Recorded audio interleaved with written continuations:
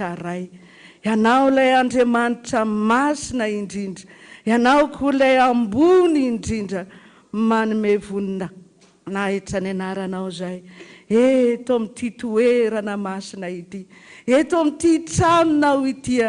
ary eto no hanandratanay ny fonay, eto koa no hanokafanay ny vavanay, idera sy hanome voninahitra ny anaranao, fa efa nitsimbona anay ianao, efa nitahiry anay tao ambany elatrao ianao, ary rano vavaka izahay nandritra n'iny janvier iny, mandra-pahatonga ny androany Jesosy,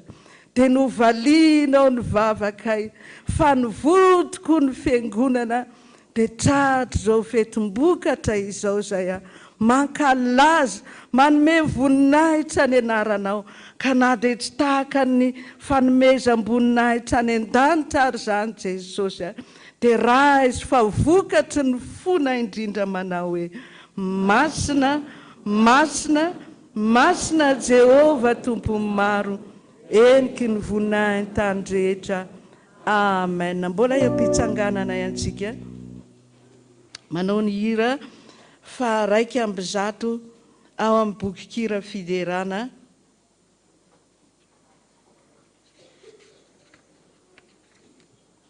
Hira 100 ao amin'ny boky kira fiderana, fanahy eo midina.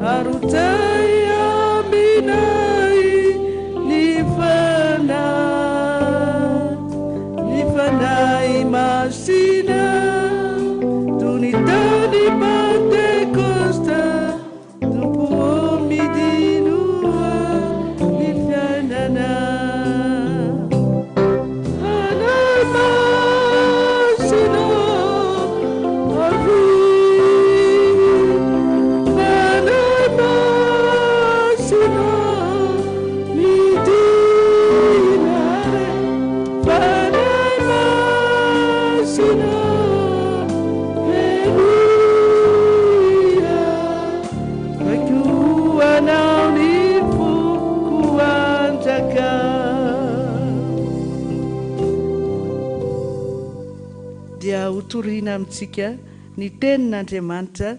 dia ny vice-président Henri no anatanteraka izany fa mipetraka isika.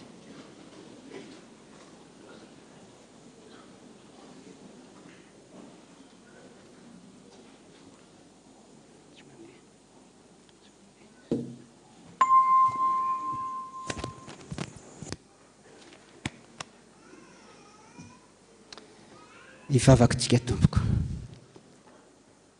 voninahitra ny eo anao ry Andriamanitra masina indrindra, tondra n'izao vahoaka be dia be izao indray eto amin'ilay trano fihaonana aminao, ampaherezana azy amin'izao ora sy fotoana izao, satria manakolazaina foana ianao isan-kerinandro tompo aminay tsirairay avy. Tompo, irao ny fananao masina ho aminay tsirairay avy, mba hampalonaka ny fonay handray izany fampaherezana izay omenao anay tsirairay avy zany, mba hahatonga anay tokoa tompo ho mpandresy amin'izao fotoan-tsarotra izao. Ary zazay tory kosa tompo rokofo ny fananao masina, mba zay sitraky ny foko ny lazaiko, fa zay tena teny rehetra tianao hampaherezana an'ireto olon-dreto, hampaherezana azy amin'izao ora sy fotoana izao, dia mitenena Jesosy io fa miaino ny mpanomponao. Sotra tompo, amen. Ry ava-malala ao amin'ny tompo, ampitomboina ao amintsika mandrakariva ny fahasoavana sy ny fiadanana avy amin'ilay Andriamanitra raintsika sy Jesosy Kristy tompontsika. Miara-maba manokana ihany koa ny chorale foibe FPVM na ny CFF na tratran'izao fotoam-bokatra androany izao. Fotoam-bokatra izay androany indray vao nisy tsy nisy tamin'ny herintaona. Ary ny tena zava-dehibe izany chorale izany dia mankalaza ny 20 taonany amin'ity fotoana ity, izay tiana zavaina kely ihany fa raha ny tena marina dia tokony amin'ny taona 2024 no mankalaza ny 20 taona ny chorale, fa naiky izy fanonony amin'ny fandaminan'ny F7 sy ny fiangonana satria noho ny amin'ny fifanitsahana zavatra be dehibe ao anatin'izany 20 taona ny fiangonana koa amin'ny herintaona zany dia narosony ny chorale. Dia tongetonsika hifankahery, tongetonsika hifankafantatra hoe ahoana marina moa izany lalana izay hitondran'Andriamanitra ny mpanompony rehefa manao ny asan'izany ny mpanompony. Milohan'izany aloha nefany dia andeha hamaky ny tenin'Andriamanitra tsika izay voasoratra ao amin'ny bokin'ny Josoa toko voalohany izay manambara ny tantanan'i Josoa ny zanak'i Israely hiala tamin'izany andeha amin'izany lalana fanaranan'Andriamanitra izany izay misy paikady be dehibe nanor'Andriamanitra hevitra ny Josoa. Fa tsy izany rehetrarehetra izany no vakitsika, fa vakitsika izany rehefa ny an-trano fa ny 19 ihany no angalatsika fampianarana, angalatsika toroteny sady izay koa teny faneva ny 20 taona ny chorale. Josoa toko voalohany ny 19 no vakitsika ao anatin'izany raha mitovy ny baibolitsika dia any amin'ny pejy fa 100 izany tenin'Andriamanitra izany. Dia toizantsika koa ao amin'ny filazantsara araka ny liko izay araka ny Matio izay efa fantatritsika loatra. Matio toko 7 Matio toko 7 raisitsika amin'ny 7 hatrantsika amin'ny 20 farany. Matio toko 7 raisitsika Matio toko 7 dia andininy 7 ka hatramin'ny 20 farany. Matio toko 7 andininy 7 ka hatramin'ny 20 farany. Ny tenin'Andriamanitra anankiray moa izay efa mivakiny ray aman-dreny mpitandrina teo dia tsy ho vakitsika intsony fa ny ao amin'ny Salamo 270 andininy 1. Rehefa hita dia vakitsika amin'ny anaran'i Jesosy. Dia namaly an'i Josoa izy ireo ka nanao hoe izay rehetra andidina ho anay dia ataonay, ary izay rehetra nirahana ho anay dia aleanay. Matio toko 7. Ary Jesosy nanantona dia niteny taminy ka nanao hoe efa nomena ny fahefana rehetra ny an-danitra sy etỳ an-tany. Koa mandehana nareo dia ataovy mpianatro ny firenena rehetra, manao batisa azy ho amin'ny randraisiny zanaka ary fanahy masina, tandrina izay rehetra nandidiko anareo, ary indro izao momba anareo mandrakariva amandra-pahatonga ny fahataperany izao tontolo izao. Amen. Ray masino manamasinana amin'ny fahamarinana fa ny teninao ny fahamarinana. Amen. Ny tenin'Andriamanitra izay tiana mba hampaherezana antsika ary hampanaherezana ny tompo antsika amin'izao fotoam-bokatry ny chorale izao dia tenin'Andriamanitra izay efa fantatsika loatra, ilay tenin'Andriamanitra hoe indro momba anareo amandra-pahatonga ny fahataperan'izao tontolo izao. Fotoan-tsarotra izao ry havana dia avintsika. Lalana roa ihany no mety hizorantsika kristianina. ao anatin'izany fotoan-tsarotra zany dia zao hoe raha matoky ianao araka ireny fampianaran'ny pasteur rehetrarehetra eny fa momba antsika Andriamanitra, manana ny fanahy masina izy momba antsika isan'andro ka raha matoky an'izany fanahy masina zany ianao ao anatin'ny ady sarotra dia mafikitra ianao dia matoky ianao ary ny farany dia zao hoe tsy maintsy ho azonao na iny-kidona na iny-kiatra ilay satroboninahitry ny fiainana.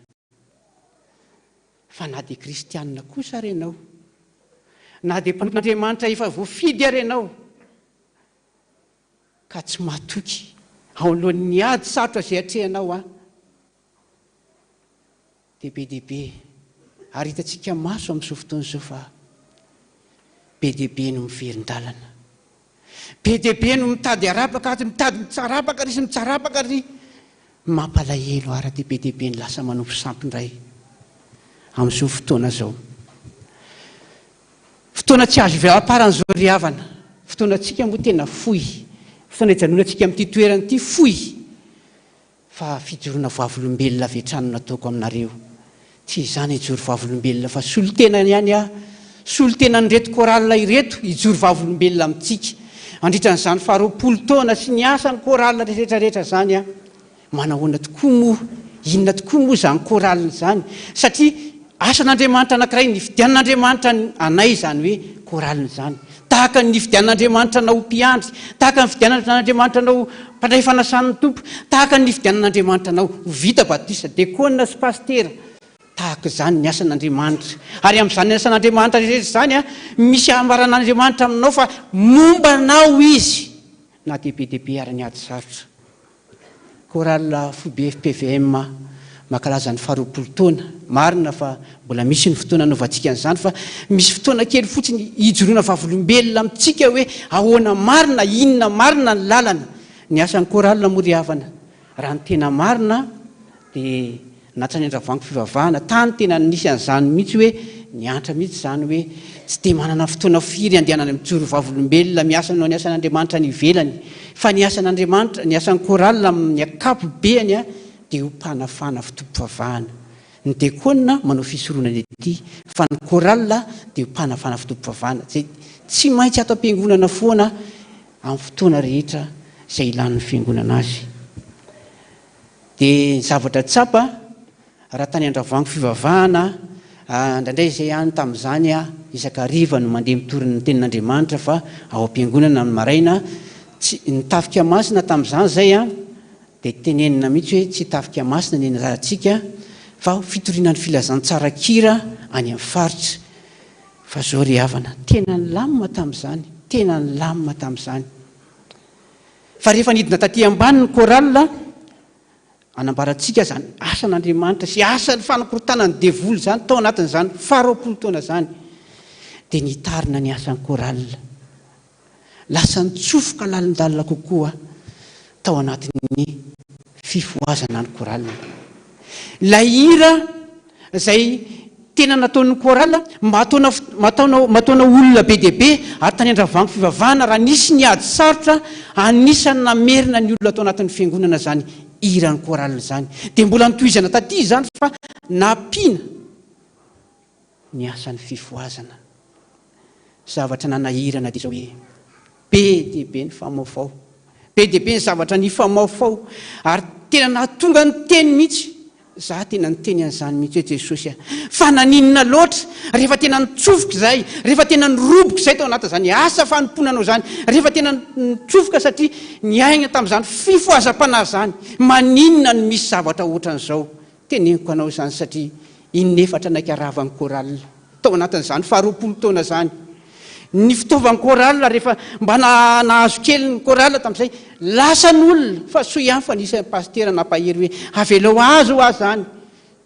Dia ny anaran'ny koralina zay fa naterahany teto amin'ity tany nanan-drano ity atoko-pihira, tany nanan-drano-pandrana na ny apita foanana tsotro zao nefa olona anankifito efatra no manao an'izany. Nanao ny ezaka rehetrarehetra ny devoly andavona zany koralina zany famoanana zany koraly zany mba tsy ho izy tory filazany tsara tsoa satria ny hira anisany fitaovana lehibe mbola miampy ny asany fifoazana zay natao tao anatin'izany rehetra zany. 20 taona ihany nifity impito inenina ny koralina naiky lavo a fa 20 taona kosa Jesosy nanangana ny koralina atio lava toy ny koralina mandrak'izay ry havana dia nandeha nitory ny koralina be dia be rehefa manao reny fampitinana ny tafika masina reny a dia fitipitinina lizy satria hoe ahoana moa zany ny ampitinana an'ity miezaka mamitina ihany izana janona izana vela izana janona satria ity moa ve zany ahoana namakiny olona ty ahoana namakiny fiangonana ty fa mbola boky be ihany tena nanoana isoana nareo fiangonana tena nitsotro tamin'ny herinareo ray manontolo mihitsy a zany asan'Andriamanitra zany fa zao ry havana zany fitroana maro ary indrindra ilay fambomban Jesosy Kristy tompontsika tsy very maina zany nitatitra amboy eto a raha nitatitra natao zany tafika masina zany tsy vitatsika eto na adiny 3 ara fa zavatra singasinganina ihany a amin'izany tafika masina 7 zany no tenena amitsika tafika masina 7 andeha nanday tamin'ny faritra Tsapana Vatomandry Marifody Manory sy ny rehetrarehetra iny a anaky fiangonana vondrombavaka ny lalovana satria dia tena fandalovana tokoa ny ry havany fa ny asan'Andriamanitra dia ny akalamanjany eny be dia be any tokantranon'olona be dia be efa nitenenina izay hoe manaova porte à porte dia mba nanao izay tena be dia be zany asan'Andriamanitra zany. Dia zao ry havana ny zavatra tenenina amintsika fiangonana mbola eto misy profo be mino eto misy mpiarakarany fiangonana momba hoe ahoana nataontsika amin'ireny fiangonana reny ihany fa ry havana isaorana ny dekona fa ny dekona sy ny pasteur tany a tsy hoe manaraka ny koralina rehetra fotsiny teny fa tena miasa mampiovana dekona mampiovana mpitandrina mampianatra katekômena zany nataony dekona sy ny rehetra tany fa any ry havana misy fiangonana zany hoe tsy araky ny pasteur délégué izy a dia sambre izy a mandray fanasan'ny tompo a tonga nay septambra ndray izy a zay vao mba mandray zany fanasan'ny tompo zany ahoana nanaovantsika zany fa zany fiangonana zany dia miteny hoe izay mba mitoro ny filazantsara tonga ny filazantsara manatona ny olona tsisy mampianatra katekômena tsisy mampandray dia eo nefa mafana fo zany olona zany dia zany miasa nataonay anatin'izay rehetra tany ny ampitinako azy dia zao a rehefa nanao ny asa zay akalamanjana rehetrarehetra tany a dia ny zavatra mitina anazy a mitondra sertifika fanaovana batisa zay tany maromaro fa tsy ampy zany tsy ampy zany amin'ny firotan'ny olona hoe zay koa mba hanaraka an'Andriamanitra zay koa mba hanomba an'Andriamanitra tao Atsapana fotsiny zay lazaiko anareo fa hoe fiangonana teny efa mafana be a ao anatin'izany fiangonana zany fa rehefa iny amin'ny terrain manao akalamanjana eny a mbola misy olona 370 lehibe sy kely a atao batisa manatona an'Andriamanitra ary tao Atsapana tao a raha izay koralindreo samy miteny hoe zao zavatra hita zao zavatra hita zao zavatra hita zao zavatra hita lalovana kely ohatra ny lalovana kely ohatra zao fotsiny a dia raha izay koralindreo samy miteny tena be dia be ny asan'Andriamanitra fa anankiray fotsiny tao anatin'ny Atsapana sy tao anatin'ny toriteny akira tao anatin'ny terrain be dia be zay rakotr'olona tao a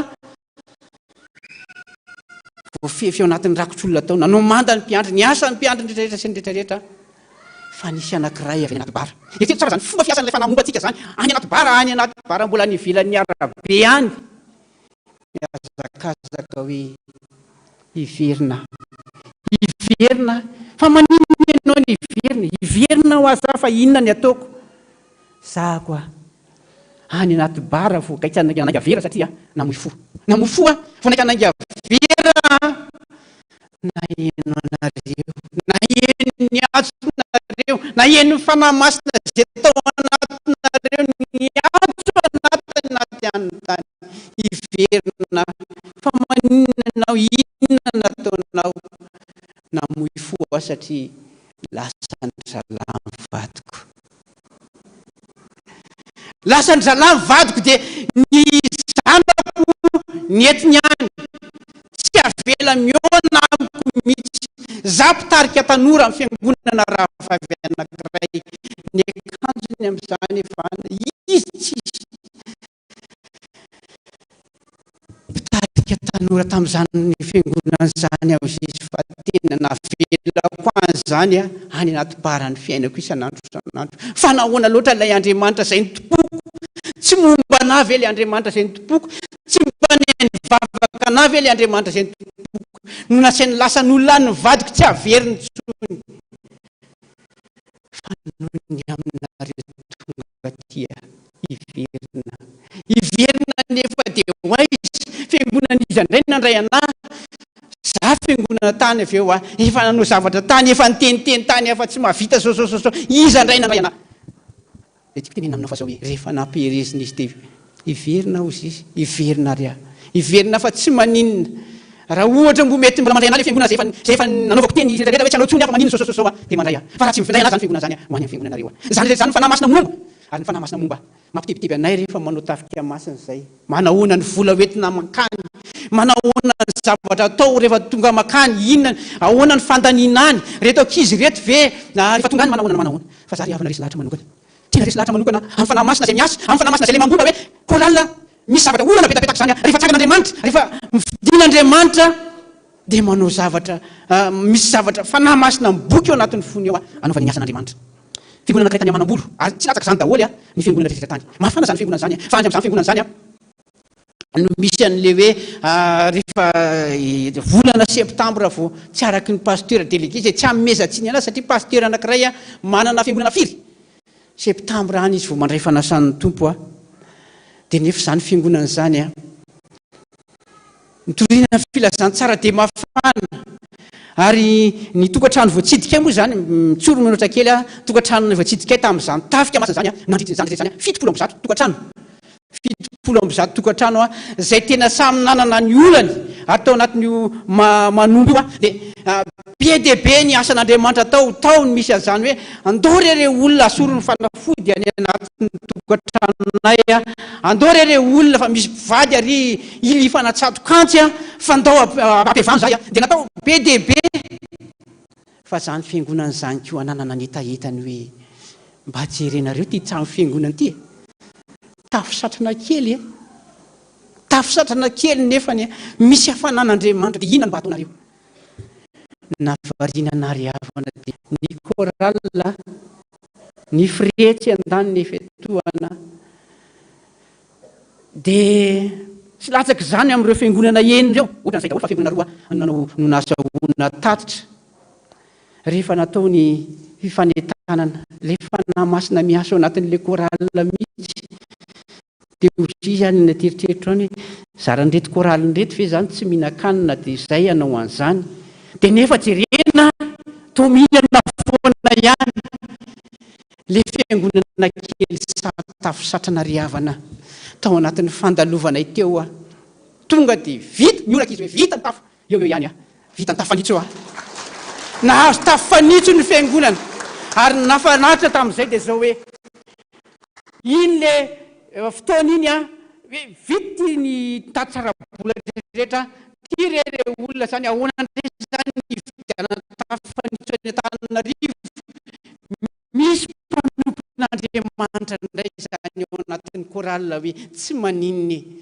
ataty ny vola aterinay aty ny tafo rehefa aveo vola azo tamin'izany izy nareo ndray ariva kely anie zany ray tapitrisa mahery ray tapitrisa mahery dia eritreto hoe olona zato eo raha betsabetsaka nirakitra ny ambanivohitra hifantatritsika ihany fa ny fiangonana fa nietsika kely ao anatin'izany zay rehetra zany tapakandro ariva zay satria mbola samy ely any anatin'ny daholo manao porta sy ny karazany mahazo ray tapitrisa volaby zany ry havana ny ambanivohitra any tapitrisa mahery dia tonga dia iny tafo vita ny tafo misaotra tsy latsaka zany daholo ny fiangonana rehetra nandehanay tany roa nanao fitatitra ny anankiray zay ray tapitrisa mahery zay ny anankiray enina tapitrisa ary raha izy enin'ireo tsy latsaka zany daholo misaotra nareo fiangonana nanoana ary mbola mangataka aminareo amin'izany asan'Andriamanitra be dia be zany, mbola tohan'ny asan'Andriamanitra. Tiako tenenina aminareo amin'izany satria marina sady momba anao ve Andriamanitra? Teneniko anao fa momba antsika izy ry havana. Manana zany fanahy masina zany izy rehefa natsony ianao hoe ranona ianao ataoko batisa amin'ny anarako. Misy asa n'Andriamanitra anao zay. Mety tsy indenao hitory ohatran'izay any alavitra any, fa eo tokantranonao ao efa natson'Andriamanitra tamin'ny anarany ianao. Misy ady be dia be ao. Ary mety miady amin'ny fahalemena ary ianao hoe za Jesosy natsonao any efa mbola voafatotra isigara sy toka. Natsonao a Jesosy nefa mbola manana zao problema miady mivady zay, ny zanako maditra. Fa zao hoe rehefa tsapanao fa zay Andriamanitra mombanao anatin'izany ady zany. Inona moa zany Andriamanitra mombanao anatin'izany ady zany? Ny anay atoko pira ty zao. Rehefa ao anatin'izany ady zany dia tsy maintsy ao le maha-olombelona za raha ngaty tsy mahavita tsony za raha ngaty tsy hanao tsony fa nzay le hira anankiray rehefa mangina ianao dia mangina ny vavanao tsy hitanao tsony zay atao dia avelen'Andriamanitra moramora aminao le hira hoe na dia tsy hiteny aza ny molotro, na dia tsy hiteny tsony ara ny molotro satria resy Andriamanitra. Nefa namasina mihira ao anatin'ny fona hoe mbola hira ho anao ny saina sy ny fo, ary misy karazan-kira be dia be ampaheresan'Andriamanitra nay ao anatin'izany, ka na inkidonana inkiantra dia nijoro foana zay. Ary rehefa nijoro zay dia niasa be dia be tao anatinay Andriamanitra. Ary efa vita nitafika masina dia ianareo hoe vita zany nitafika masina nomba anareo tany Andriamanitra dia inona ny zavatra mba niatra tamin'ny fiainanareo? Samy manany azy ireo koralin'ireo, za koa manany ahy fa za tsy teniny anahy. Fa anankiray izay mba tiako satria solotena ny anahy zany aty mba anankiray nanatona tamin'izay hoe zao no izy zaho izy izy talohany nandehanako tany nanana ati-tsaina be korotana ny ankonana satria ny rahalahinay nisy nitory any amin'ny tribonaly ary olona mpanan-karena nitory an'izany. Iverina fa tia tafika masina zao tsy fantatro indray izay mbola korotanao anatin'ny fianakaviana sy ny adi-tsainao anatin'ny fianakaviana tsy rarako zany fa andehanao ny asan'Andriamanitra. Verina avy any 3 andro alatsinainy tao aorianan'izay nahatongavana izay no natao le tribonaly le izy niorakoraka izy ny teny hoe misaotra n'Andriamanitra fa na izao ary na dia tsy manana ninona ary zay, na dia ohatra ny abehan'ny ahoana ary lay olona zay fananan'le olona rena naika hitory anay amin'izany rehetra izany afaka mahadidio ny ralahako, afaka mahadidio ny ralahako noho ny amin'ny asan'Andriamanitra, noho ny amin'ny fatokeko an'Andriamanitra, satria natao zava-dehibe n'Andriamanitra noho ny amin'ny ain'olombelona. Zao ry havana ny tiako tenenina aminao hoe miatrikady ianao amin'izao vita ny coronavirus ary mino fa zao fiainana zao hiaina hatramin'ny farany ary tsisy tso zao fa saingy ny olana ao amintsika mety tsy manana asa ianao amin'izao, mety manana olana be dia be ianao tokantrano, mety tsy misakafo mivady aman-janakao. Ianao le fanahy masin'Andriamanitra izay mombanao efa nitenenana aminao hoe mombanao mandra-patonga ny fahatampera zao tontolo zao. Ianao zany fanahy masin'Andriamanitra zany. Ary raha tsy mahavita vavaka tsony ianao tsy mahavita ninina tsony ianao dia andramongeny mangina, miteza fotsiny mipetraka ao amin'ny efitra mangina dia andramony mangina teny hoe fanahy masin'Andriamanitra hira ho anao izy dia arao zany hira zany. Fa rehefa manao an'izany ianao misy fanahy anankiray mampivavaka anao, ary rehefa mivavaka ianao ny olona rehetra izay mangataka amin'ny anarako ny tompo dia atao inona? Amaly azy zay. Mahirisa tompoko, mahirisa mivavaka, mahirisa mijoro amin'ny asan'Andriamanitra zay ny fidianan'Andriamanitra anao. Ary indrindrindrindra aza kivy na ady sarotra na inona olana eo amin'ny fiainanao fa lefa niantso anao tsy mahafona mahasaraka anao mandra-pahatonga ny fahataperan'izao tontolo zao. Efa eto ihany dia mba hambarako aminao hoe manahoana ny programantsika androany satria be dia be no miteny hoe dia ahoana zany ny toeny zao fanompoam-pivavahana nataontsika izao tohan'ny koralina, tohan'ny asan'Andriamanitra. Rehefa avy eo mbola izy ny rariva amin'ny roa dia toteny akirana ataona eto. Ny atsapanahy moa tompoko a tsy nasiana ny atsapanahy satria no ny amehana ara-pahasalamana dia tsy nasiana ny atsapanahy aloha rifa. Mbola miandrotsika, mbola mitandrina foantsika, na dia momba antsika foana ary Andriamanitra tsy maninona koa fa tsy maka fanahytsika fa aleontsika aloha mitandrina. Fa ao anatin'izany toteny akirana rifa manomboka amin'ny tompo-pivavahana amin'ny roa zany a no anaovantsika an'izany rehetrarehetra zany a dia samy mahereza daholo tompoko. Mahereza amin'ny asan'Andriamanitra, mahereza amin'ny finoanan'Andriamanitra fa Jesosy efa nifidy atsika momba atsika mandrapahatonga ny fahataperan'izao tontolo izao dia mahereza tompoko.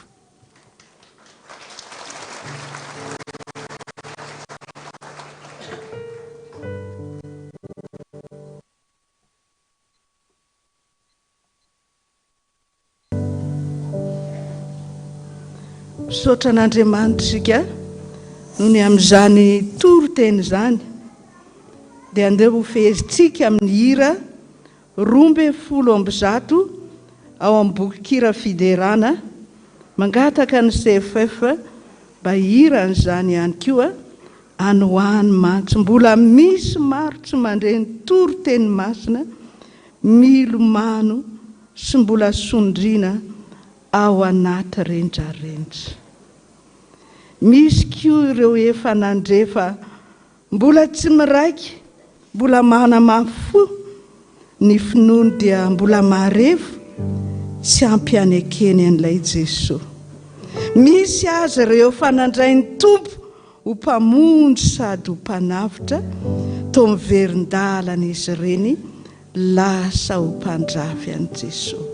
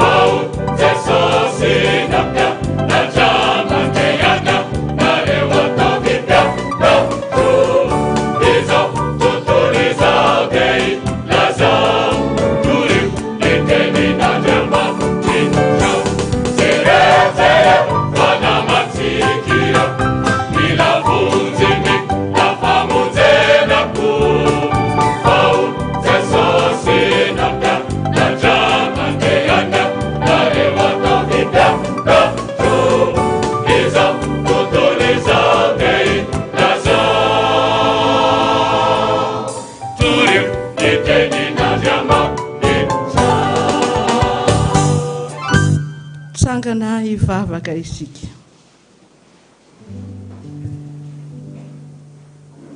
Jesosy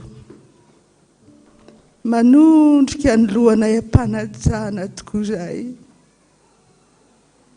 Manoroka ny tongo masinao. Satria anao Jesosy ny lohan'ny mpiandry, lohan'ny fiangonana ihany koa, ary dia mampielo ny filazantsara anao, ary izahay no ataonao vavolombelona hitoro ny filazantsara anao any amin'ny olona any ambanivohitra any, any amin'ny tsy taka-maso rehetra any. Maro tokoa Jesosy ny olona mbola mivelona ao anatin'ny fanompo-tsampy, mbola mivelona ao anatin'ny fanafody gasy rehetrarehetra. Za indrindra ne Jesosy ny ampandehananao anay zany no anarahanao ny sampana rehetrarehetra Jesosy, dia ny ampiala ny olona amin'izany faharatsiana izany mba hahitan'ny fahazavana lehibe, dia ianao zany Jesosy. Mifona aminao zay fa indraindray koa zay Jesosy dia tsy mandeha amin'izany noho ny tsy fisian'ny vola, noho ny tsy fisian'ny fotoana ihany koa satria miasa irenay ankehitriny. Fa izahay ane Jesosy dia fitaovana fotsiny ihany any amin'ireny tafika masina be dehibe ireny. Fa ianao no miasa, ary rehefa miasa ianao tsy misy mahasakana anao. Zany no natahafavory ny ondrinao ary dia velona izy trapamonjeny, velona amin'ny fanahiny. Ary izay kosa Jesosy dia mideranao noho ny amin'ny fahatsaranao, makasitraka anao noho ny amin'izany fiasanao zany. Kanefa Jesosy ianao noho ny teny fa na dia efa nivily lalana azy izy dia mbola hojereny masoko ihany, mbola hotsarovako mandrakariva ny nandehanany teo anatrehako mba ho isaina ho isan'ny fahamarinany zany. Dia misaotra Jesosy, ka faly izay mihira ny salamo fanaon'i Davida manao hoe: sambatra ny olona izay voavela ny elony sy voasarona amin'ny fahotany, sambatra ny olona izay tsy sain'i Jehovah eloka ary tsy misy fitaka amin'ny fanahiny. Amen. Mino an'Andriamanitra raha izy tompanao ny lanitra sy ny tany ary mino an Jesosy Kristy zany tokana tompontsika izay nitorotoroana tamin'ny fanahy masina, nateraky Maria Virgine, nijaly ranapaka Pônty Pilato, nombona tamin'ny hazo fijaliana, matika nalevina, nidina tany amin'ny fiainatsita, nitrangana tamin'ny maty tamin'ny andro fahatelo, niakatra ao any an-danitra, mipetraka eo ankavanan'Andriamanitra raitsi-to, avy amin'ny haviny ny tsara amin'ny velona sy ny maty. Mino ny fanahy masina aho, fiangonana masina manera an'izao tontolo izao, fiombonany ny olona masina, famelan-keloka, fitsanganany tena amin'ny maty ary ny fiainana mandrakizay. Amen. Ny hira fahafito ao amin'ny firana fanampiny no andeha amezatsika izany hira rehetra izany fotoana izany.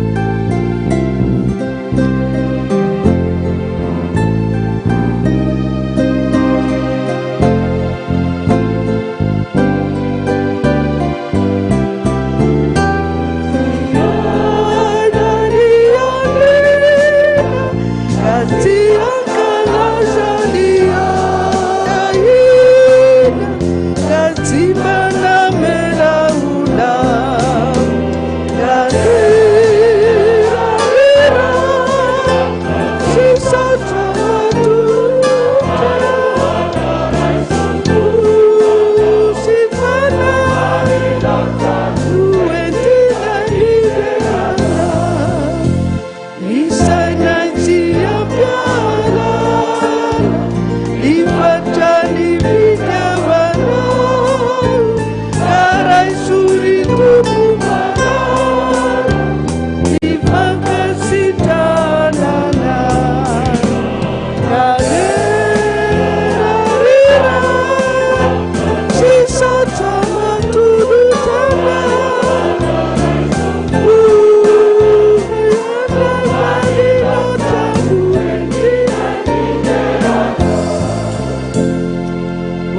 tanteraka tokoany izany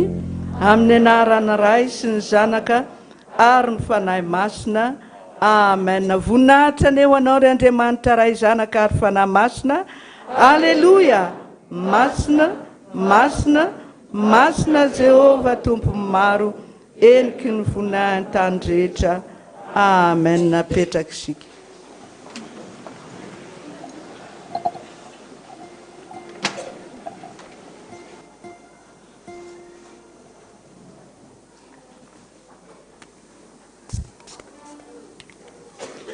Dia mbola faly miaraba tsika rehetra ary miaraba manokana ny CFF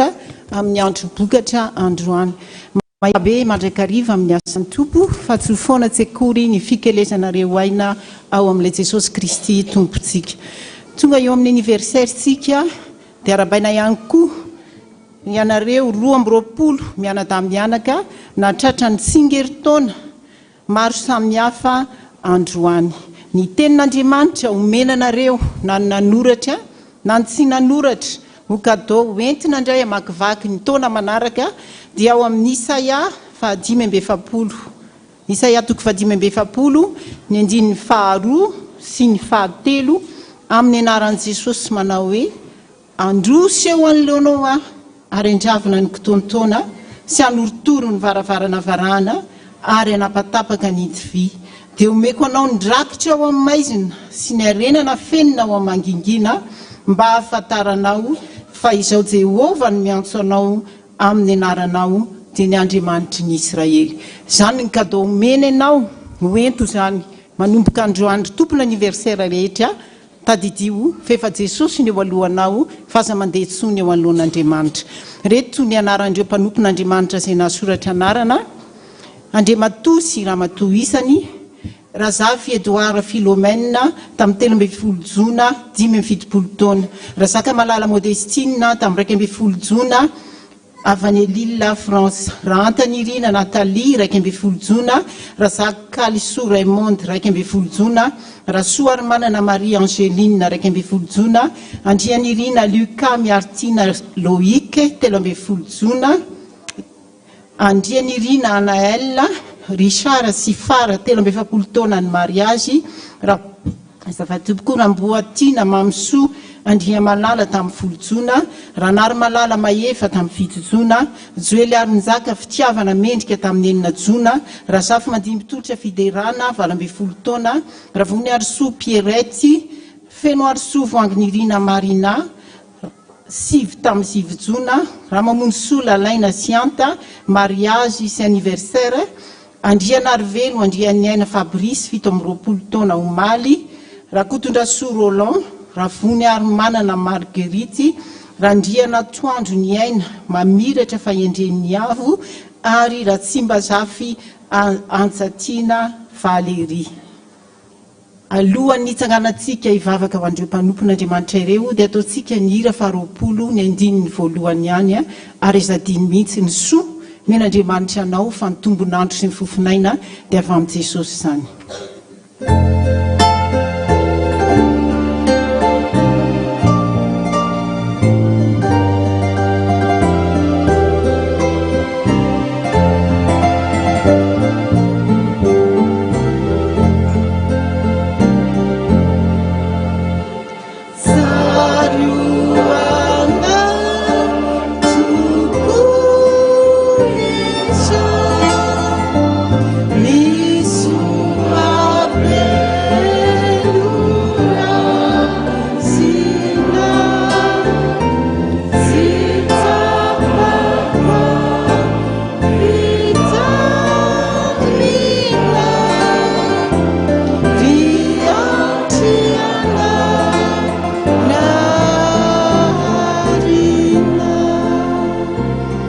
Sangana hivavaka ho azy ireo itsika.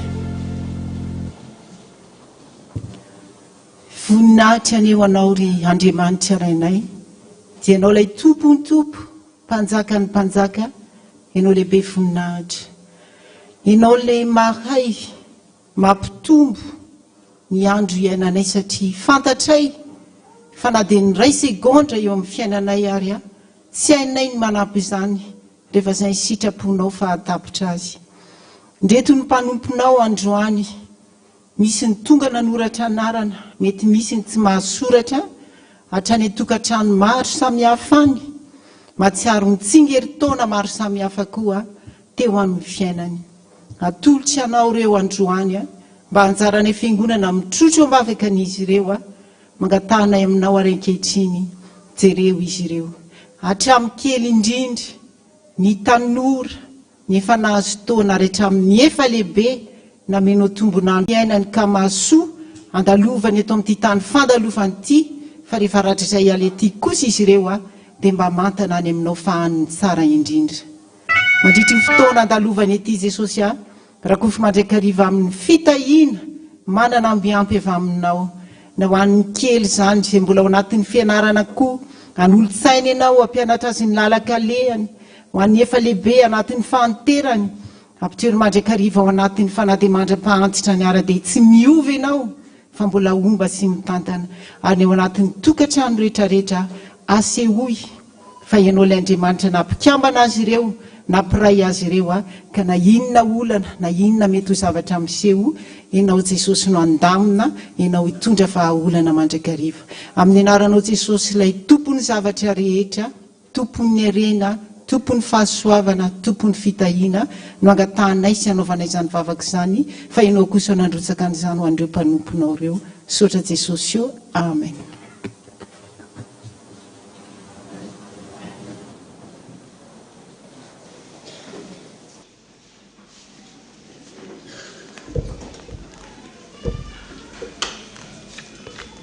Tonga amin'ny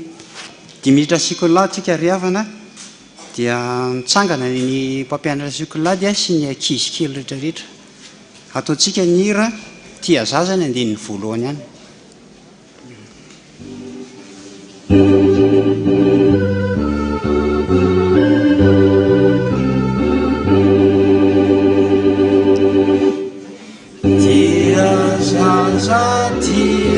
Zaza ni Jesosy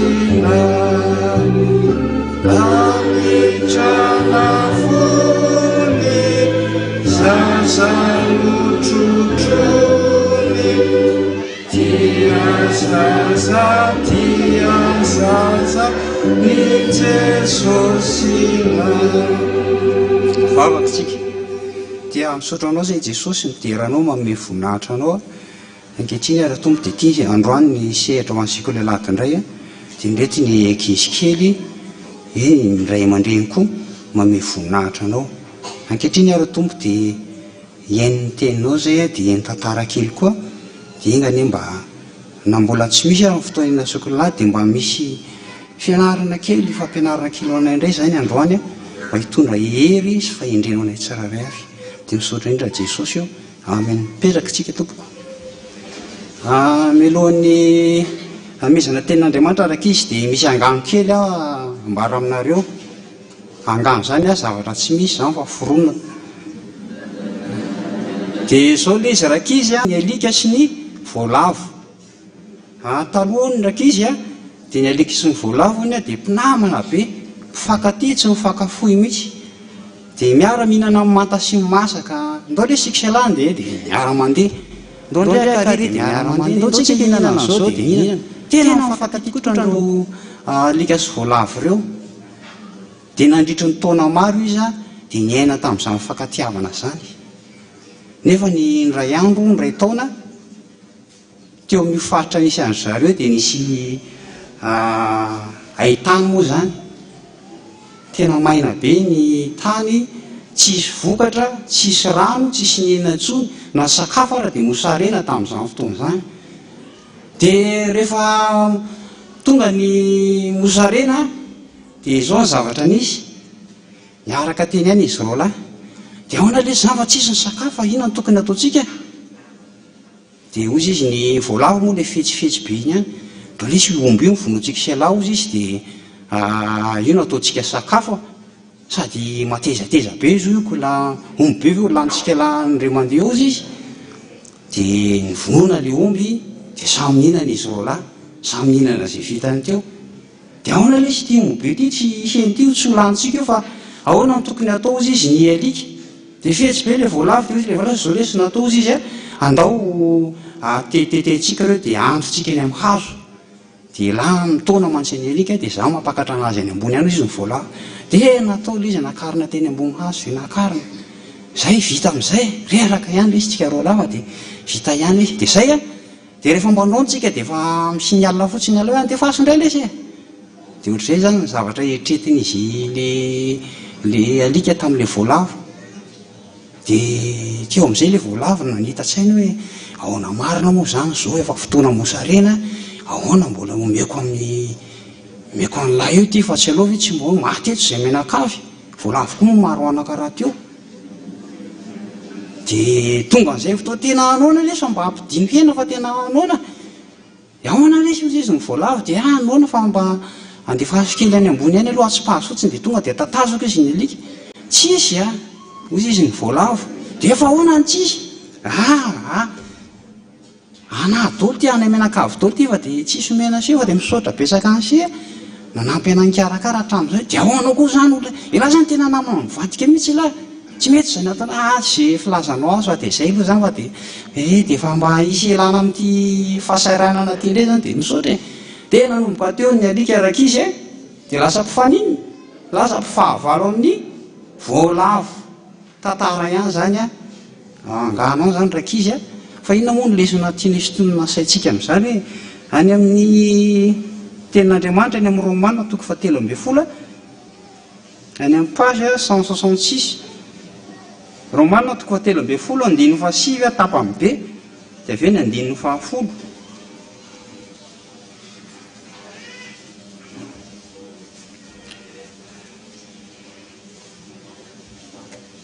Romanina 3:10 sivy tapany be dia sy fahafolo rehefa hita dia vakitsika mianaran'i Jesosy tiavana namanao tahaka ny tenanao ny fitiavana tsy manisy ratsy ny namana koa dia ny fitiavana no fatanterana ny lalàna dia izay ny tenin'Andriamanitra riavana zay raka izy tiavana namanao ianao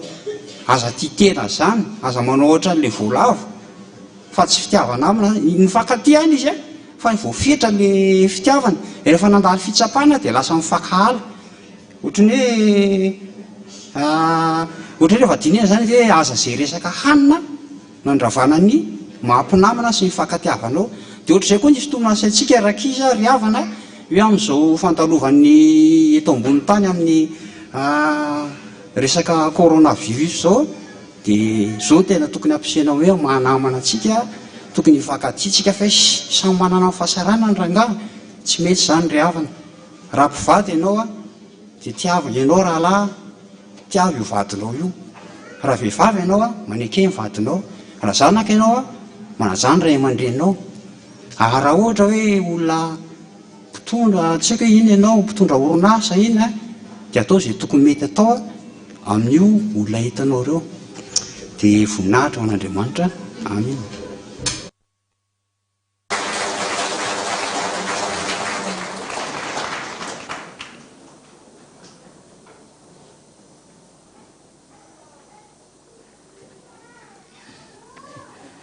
dia miarahaba ny sampana tokopira CFF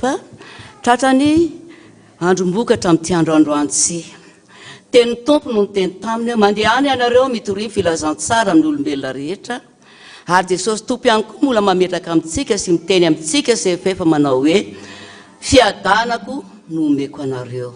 dia amintsika tokopira sampana CFF ny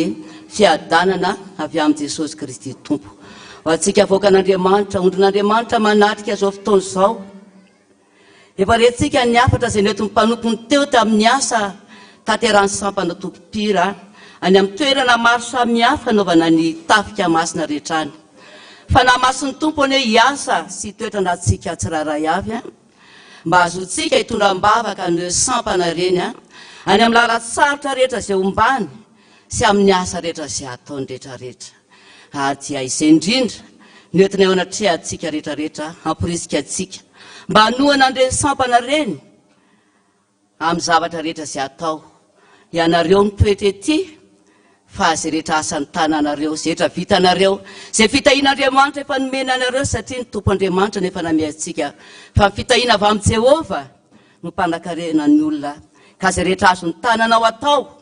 amin'ity androandroany ity amin'ny fetim-bokatra androm-bokatra ny CFF dia ataovy amin'ny mpifaliany zany ataovy amin'ny fitiavana zany fa ny tompo le manakare-pahasoavana no amaly antsika tsiraray avy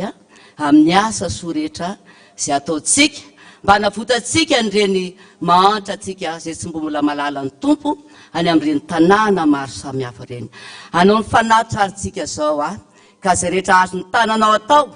dia ataovy amin'ny mpifaliana ary dia ataovy tahaka no an'ny tompo araky ny teniny dia ny sampana nisy atokopira CFF no hitarika atsika hanafanatsika amin'izany fanaterana zany rakitra anankiroa no ataontsika ndray zany amin'ny taty ny panier zany dia ho amin'ny CFF ny amin'ny kitapo dia fanao atsika ny fiangonana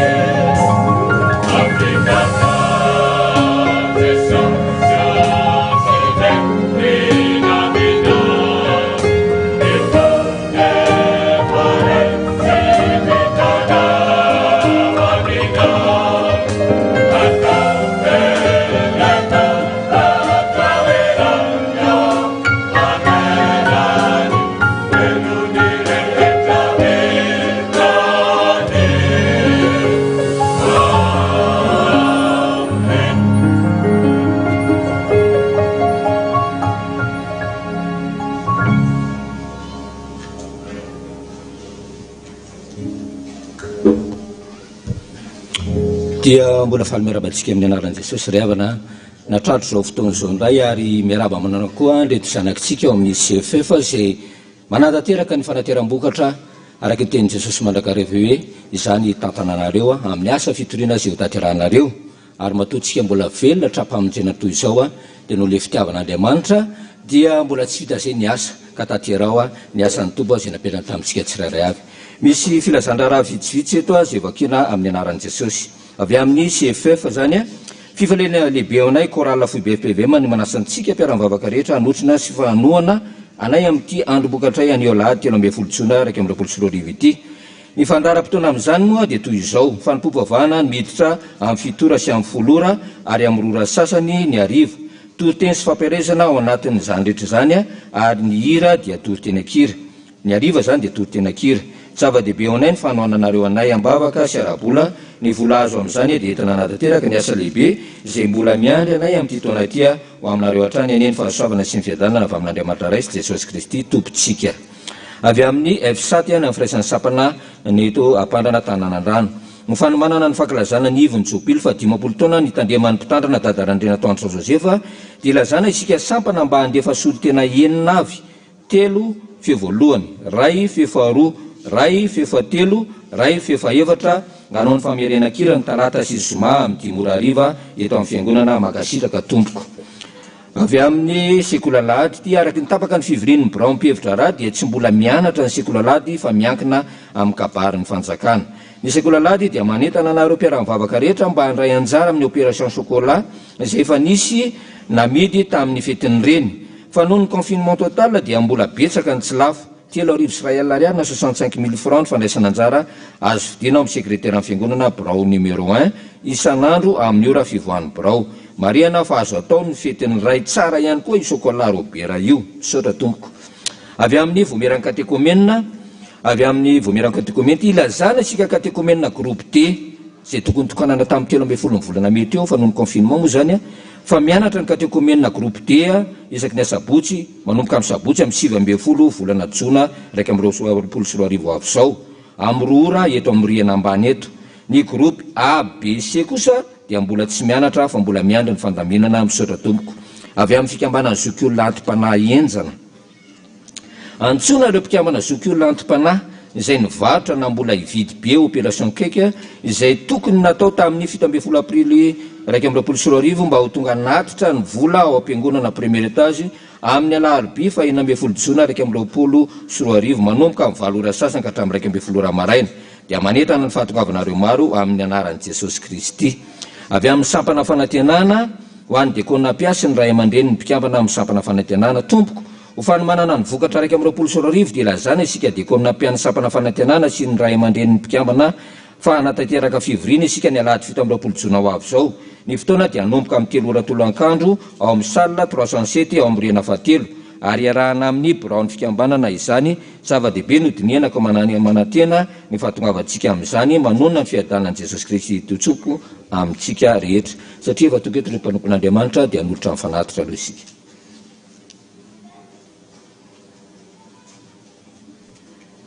Sangantsika hanolotra fanatitra ho an'Andriamanitra mamiko indrindra Jesosy.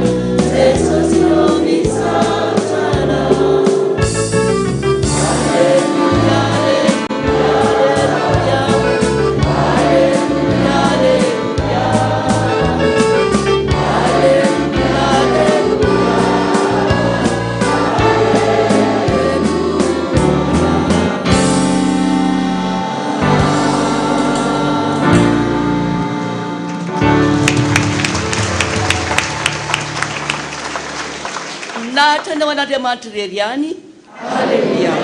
Masina, masina, masina Jehova tompony maro, henko voninahitra ny tany rehetra. Amen. Mipetraka fiangonana.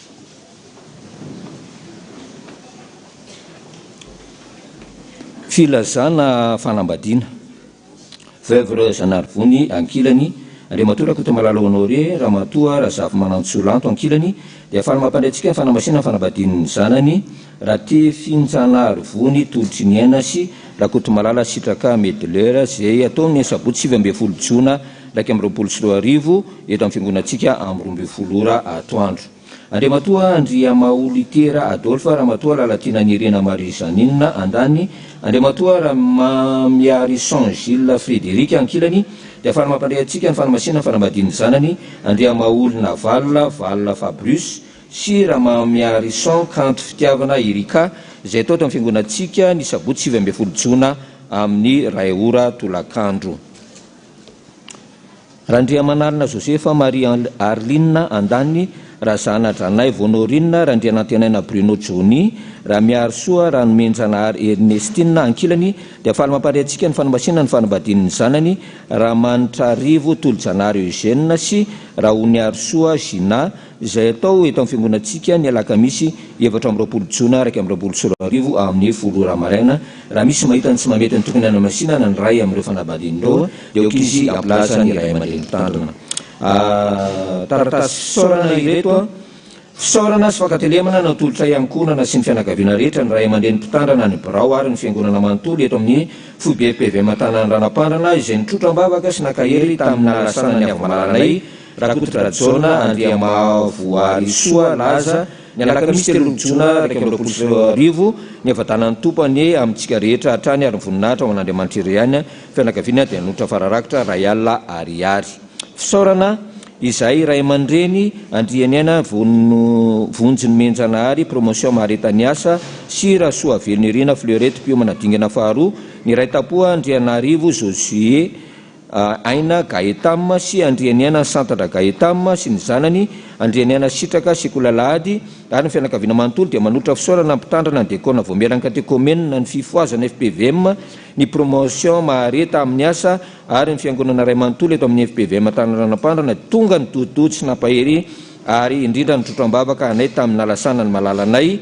Andrianiana Tojinirina katekomenina groupe B zany numéro 34 sy Kolalahady dingana D15 tamin'ny alatsinainy 7 Jona 2024 lasa teo amin'ny fahaenina ambin'ny 10 taonany. Eto izay dia maneho ny fialantsiny ho antsika rehetra izay tsy tratra antso noho ny afenondrano be loatra. Andriamanitra ilay manakaripahasoavana ny malifity tamin'izay rehetra nataonareo taminay. Efa nahatra ho an'Andriamanitra irery ihany amin'ny fianakaviana dia notra fararakitra ray alina ariary. Dia fararakitra avy amin'ny Raharinuel Birlala ny fiangonana FPVM Tanànandrano Foibe vola ray alina ariary. Jesosy tompon'ny fianonana ny ampionana zany avantsika tramanjoy izany dia reto ireo rakom-pisaorana sy rakom-boady izay tononona amin'ny anaran'i Jesosy.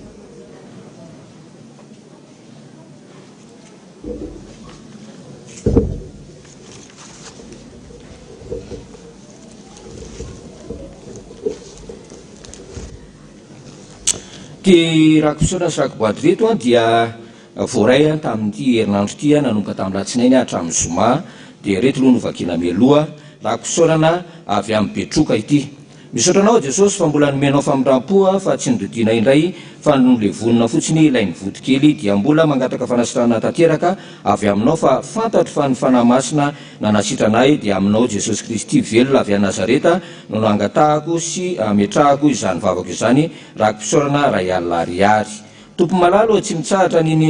sy misaotra anao aho noho ny habe ny fitiavanao anay. Misaotra ray noho ny natratrarany Andrianirina Lukany aniverserany 13 Jona. Misaotra ray satria teo foana ianao ary mbola mametraka ny hoavin-drehetra eo ambany elatrao mankasitraka indrindra Jutin Jésus vola 10 alina ariary amin'ny voninkazo ho an'ny altara.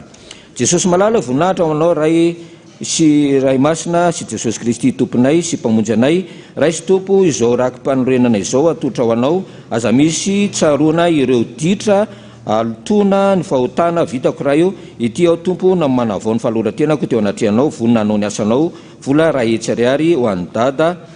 pasteur RCC. rakim-pisaorana ny famindram-pony Jehova no tsy nalany ritra antsika fa tsy nitsahatra ny fiatrany. Ny famindram-ponao Jesosy no nahazonay menakavy fanasitranana fa tsy takatry ny sainay ny asanao mahagaga. Indry Jesosy vola kely roa etsy ariary atolotra hanampiana fanaova trano any dadarandreny Fransa Josefa sy ny ankonany misaora Jesosy. Fanatim-pisaorana atolotra ho an'ny pasteur dadarandrena Tandro Jean Josefa noho ny 15 taona ny na pasteur mpitandrana anao dia faly miarabanao izao zanakao aty tany lavitra aty fa noho ny tena teny mamy tolotsaina torohevitra iray izay natolotrao izoranay ka natoy izao anay satria mandrakandroany dia tsy miala fa manaraka foana izany izahay dia samy teny sy miran'ny salamy fidiarana fa 3:1 misaoran'i Jehova rehefa nahako ary izay rehetra ato anatiko misaoran'ny naramasina misaoran'i Jehova rehefa nahako aza misy adonanao ny fitahin-drehetra tsaro fa mivavaka mandrakariva ho anao izay atia mba ho lava andro iainana sy ho salama tahin'Andriamanitra foana ianao pasteur papa dada faly manolotra rakim-pisaorana 1,100,000 francs ny voninahitra ho an'Andriamanitra irery any avy any Lille France ity voady ity.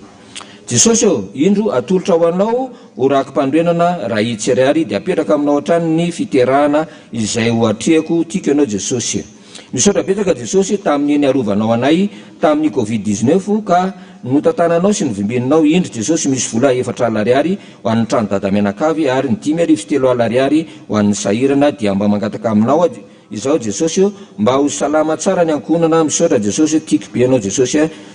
Jesosy misaotra anao noho ny fitsegerenany taonako izao 17 taona anio 13 juin 1946 13 juin 2021 ny voa taminao Andriamanitra dia anatitra fanatim-pisaorana ho anao ity misy vola 2 ariary atolotra anao. Amen. Izay ireo mpanompon'Andriamanitra tamina loatra tamin'iny herinandro iny fa reto kosa ho antsika izay tonga nanatrika eto amin'ny fiangonana. Voninahitra ho an'i Jesosy indro falybe ao fa manolotra ny rakitra tamin'ny fihiboana ho anao Jesosy dia misaotra indrindra Tompo fa mbola afaka manolotra ity ho anao ao mba ampitony ny fahatezeranao tamin'ny adalako rehetra. Misaotra Jesosy vola 5,4 ariary. Misaotra Jesosy fa lehibe tsy takatry ny saina ny fitiavanao sy ny famindramponao ka nanarina ny teninao ianao hoe na dia mangataka akory aza ianao dia fantatry ny raiko izay ny an-danitra ny tokony anao mangataka vavaka amin'ny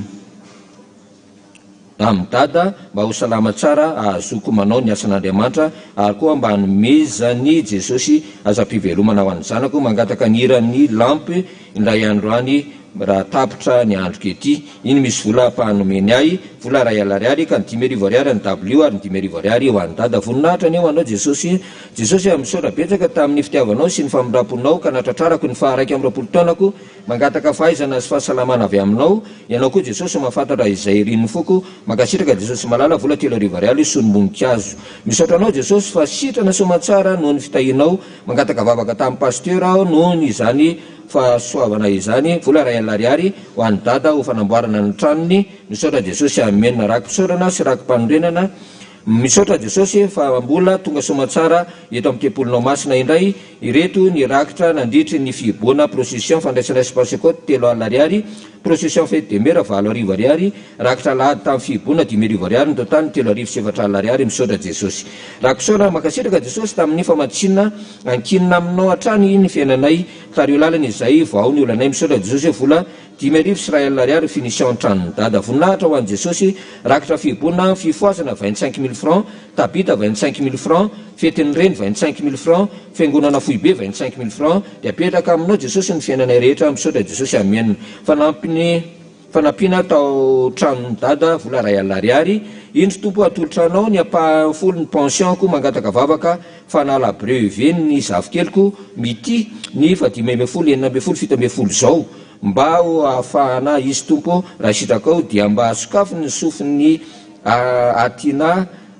akavia fa mijaly izy atolotry ny fanaovana ny tranony dada vola 220,000 francs. Misaotra Jesosy fa noho ny famindramponao ity misy vola kely 4,9 ariary ka 5,000 ariary fanatitra fandraisana ary 4,9 ariary ho an'ny fiangonana.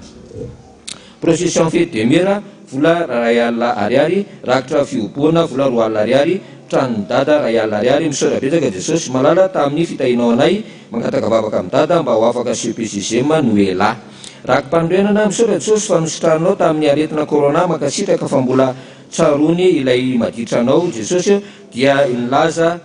ilaza varina tamin'ny fahafinaretana izao tontolo izao matoky anao ao mpamonjy voninahitra ho anao irery any vola 707 ariary voninahitra ho anao ry jesosy tompo misaotra anao ao fa mbola ny fitiavanao na mbola toy izao ahy koa mifona raha izao vao mandefa ny procession tamin'ny fetiny reny ity misy ny fetiny reny 50 000 francs apahafolo-karena vola 50 000 francs total 100 000 francs atolotra ho an'ny w misaotra jesosy amenina apahafolo tamin'ny herinandro ray alina ariary fahafolo-karena misaotra anao zay jesosy noho ny fahasoavana sy ny fitahina zay narotsako taminay ka indro zay jesosy manolotra ny apahany tamin'ny ofatrano sy ny vatra nataonay dia ta eo atrano jesosy ny fiainanay indrindra fa ny asa fivelomana vola 88 500 na 10,720 ariary ny soratanao tato ka mitsinjara toy izao 2 alina ariary atolotra ho an'ny dada ny 2 alina ariary ho an'ny seza ao amin'ny premier étage 2 alina ariary ho an'ny radio fitazatsoa 10,720 ariary ho an'ny manitra dia araky ny tenin'ny mpandraraha tao fa 10,500 sy 7 alina ariary ny tao fa tsy 10,720 sy 5 alina ariary zany hoe misy différence na 3 ariary zany misaotra betaka jesosy noho izao aniverserako izao mba ame fahasalamana tanteraka jesosy anompokanao vola 10 ariary amin'ny voninkazo ny altara voninahitra ny eo anao andriamanitra irery any misaotra betaka jesosy noho ny fitiavanao sy ny famindram-ponao taminay ka nanasitrananao tamin'ny aretina coronavirus izao sy ny zanako roa vavy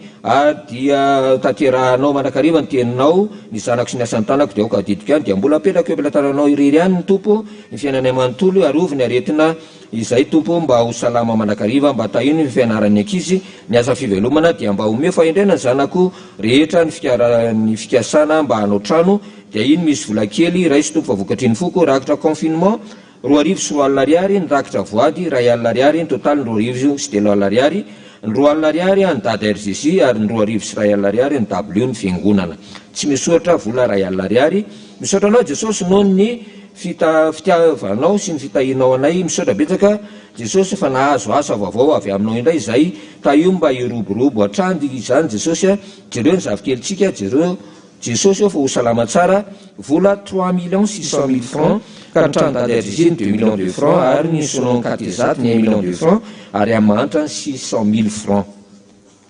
mbola misaotra anao ao jesosy fa nataonao tonga teto indray mba mangataka vavaka amin'ny dada fa anao BBC blanc amin'ny alatsinainy izao vola 1 ariary ho an'ny dada misaotra anao jesosy noho ny fitiavanao sy ny famindram-ponao mbola afaka miona aminao indray amin'izao alahady maraina izao makasitraka tamin'izay rehetra ny tantananao ahy indro manolotra voady 2 alina ariary atolotra ho an'ny radio fitazantsòa rakim-panorenana sy rakim-pisaorana ho an'ny dada mianakavy 10 ariary 10 ariary ho an'ny tranony dada mianakavy procession fête de mère 2 ariary anniversaire tamin'ny 30 mai 1 ariary rakitra fioboana tamin'ny 10,2 ariary total ny 10,2 ariary mangataka vavaka ho amin'ny asa fanompona mangataka vavaka ho amin'ny asa fivelomana sy ny fahasalamana ary ny ankonana misaotra jesosy mankasitraka jesosy misaotra jesosy voninahitra dia ho an'andriamanitra irery any tsy misaotra vola 10 ariary procession pentecôte 50 000 francs ho an'ny dada tranony dada 50 000 francs famanginany dada 50 000 francs fetiny reny 50 000 francs ho an'ny w rakitra volana avril mai juin 75 000 francs procession mai juin 50 000 francs rakitra fandraisana mai juin 25 000 francs ty zany a dia avy amin'ny BBM vaingaindrano vola 7 alina ariary ho an'ny pasteur RCC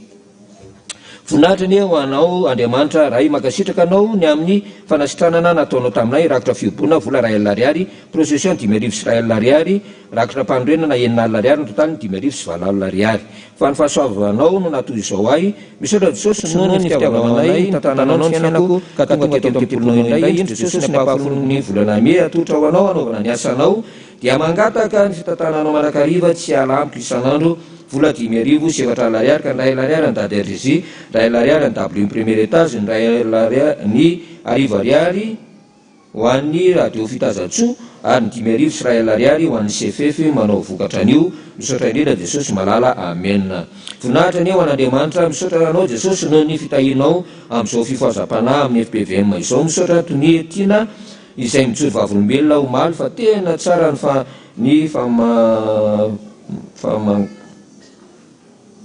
ny mangataka mba hiteny amin'ny radio vola 2 alina omena ny tony raha tiana misaotra jesosy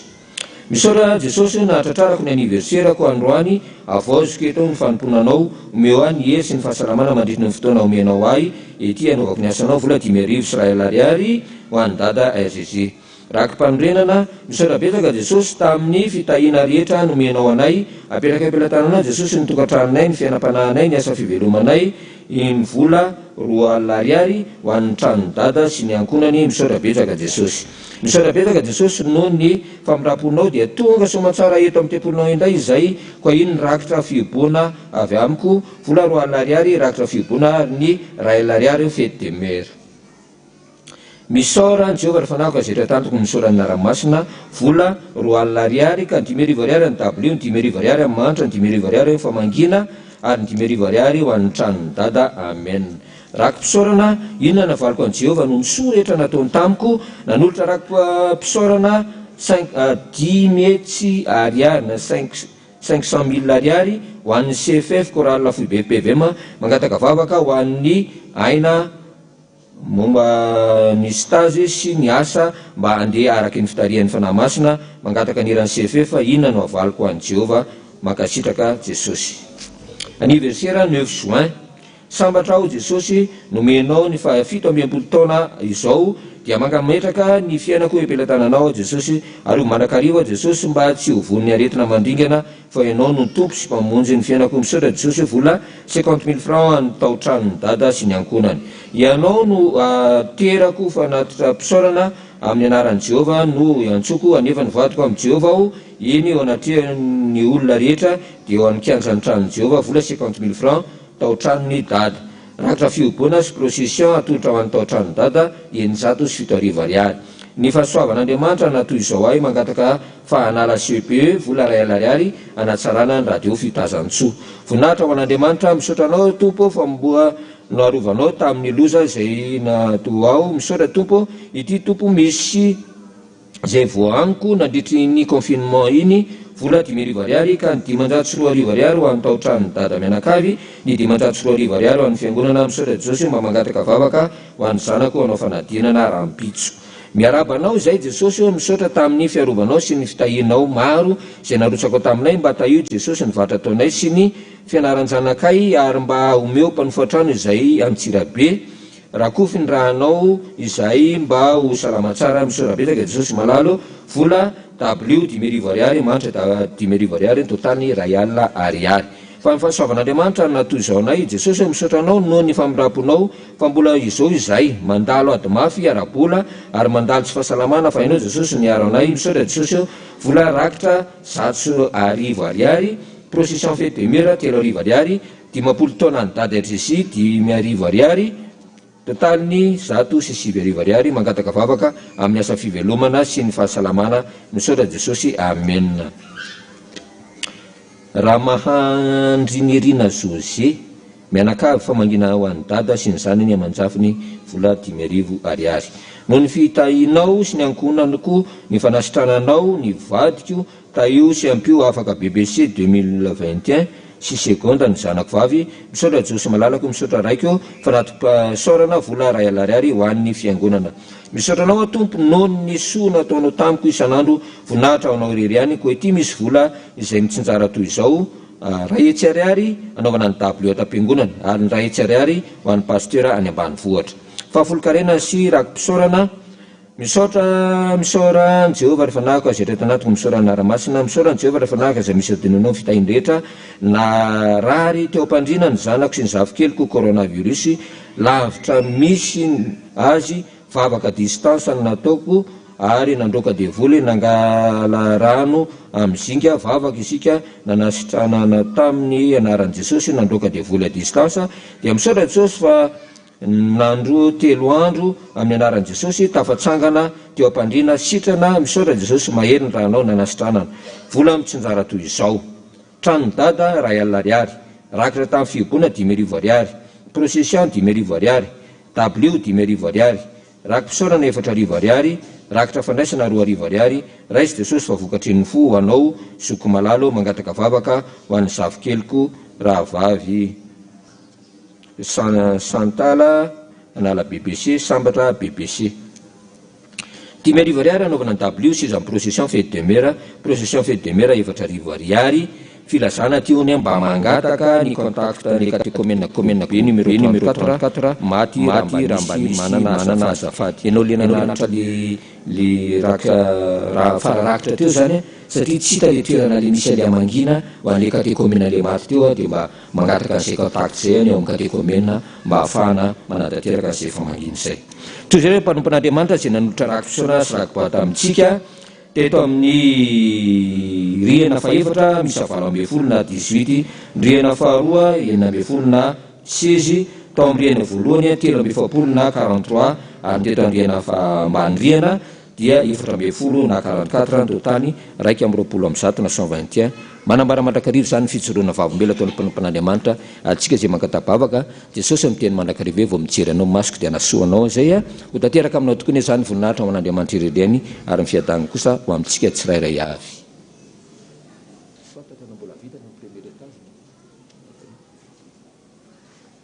Ny any amin'ny rihana fahaefatra ve tompoka efa vita ny famakiana ny voady.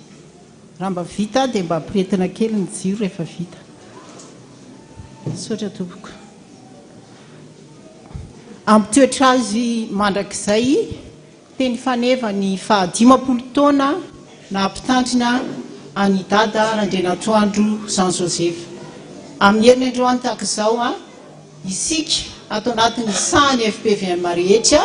no ankalazana ny ivony 15 taona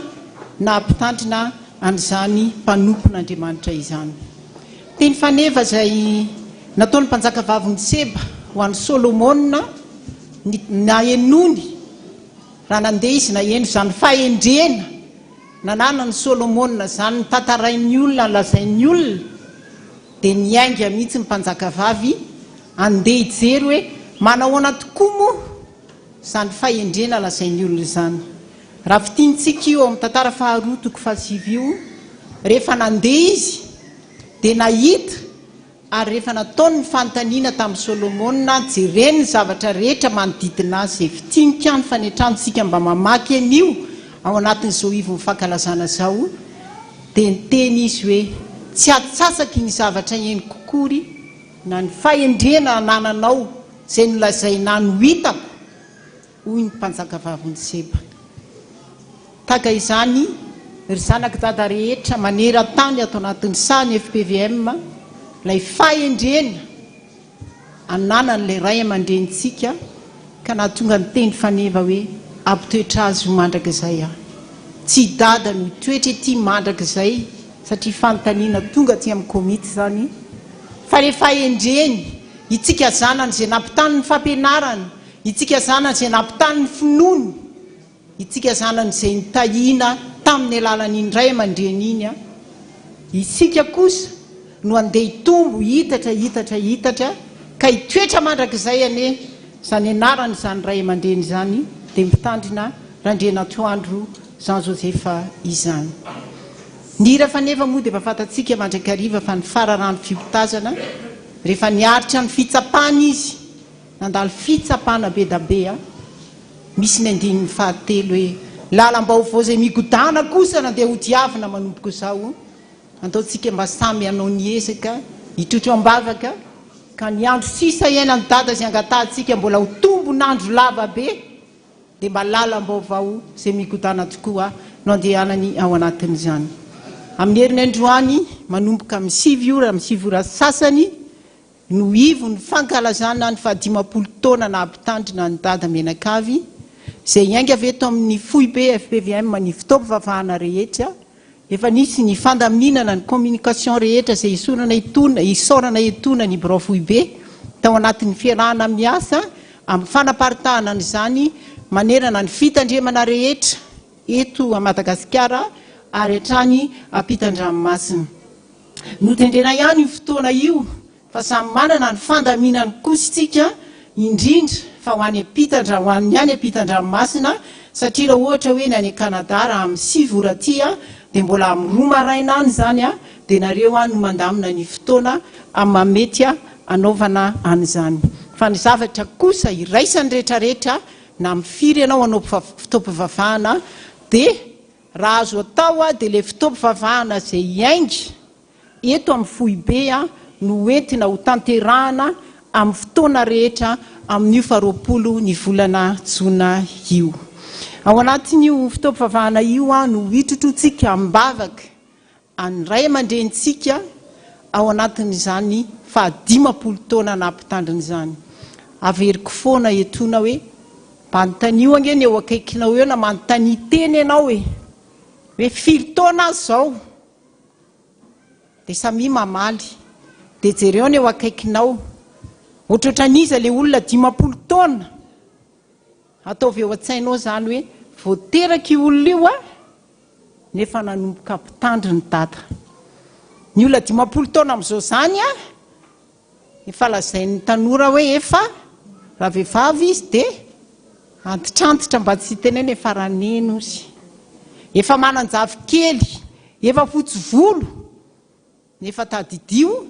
fa nanomboka tamin'ny olona voateraka mandra-pahatonga ny io hatramin'izao mbola mpitandrina foany dada ary mpitandrina mandra-pahafatiny. Misy asa lehibe zany ary zany dia mila alaitsika zanandrehetrarehetra tahaka mba handanantsika ho tahaka azy koa. Ka noho izany a ao anatin'izay ny fitrotroana-bavaka anazy mbola omeny tombo fahasalamany izy, omeny tombonandro izy efa be mandrakariva eo amin'ny asa fanompoana ary mba ho arahantsika zanany. Ao anatin'io fitaovam-pivavahana io koa izay efa fantatsika rehetra fa misy ny tsangam-bato ny 15 taona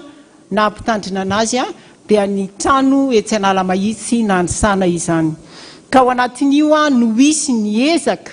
ho ataotsika rehetrarehetra manerana n'izao tontolo izao ho famaraparanana na ho famaranana mihitsy vao maika fifaliana be a raha vitatsika ao anatin'ny ezaka mandritra nyty ivony a ny famaranana an'izany trano izany. Ka noho izany a dia anatanteraka procession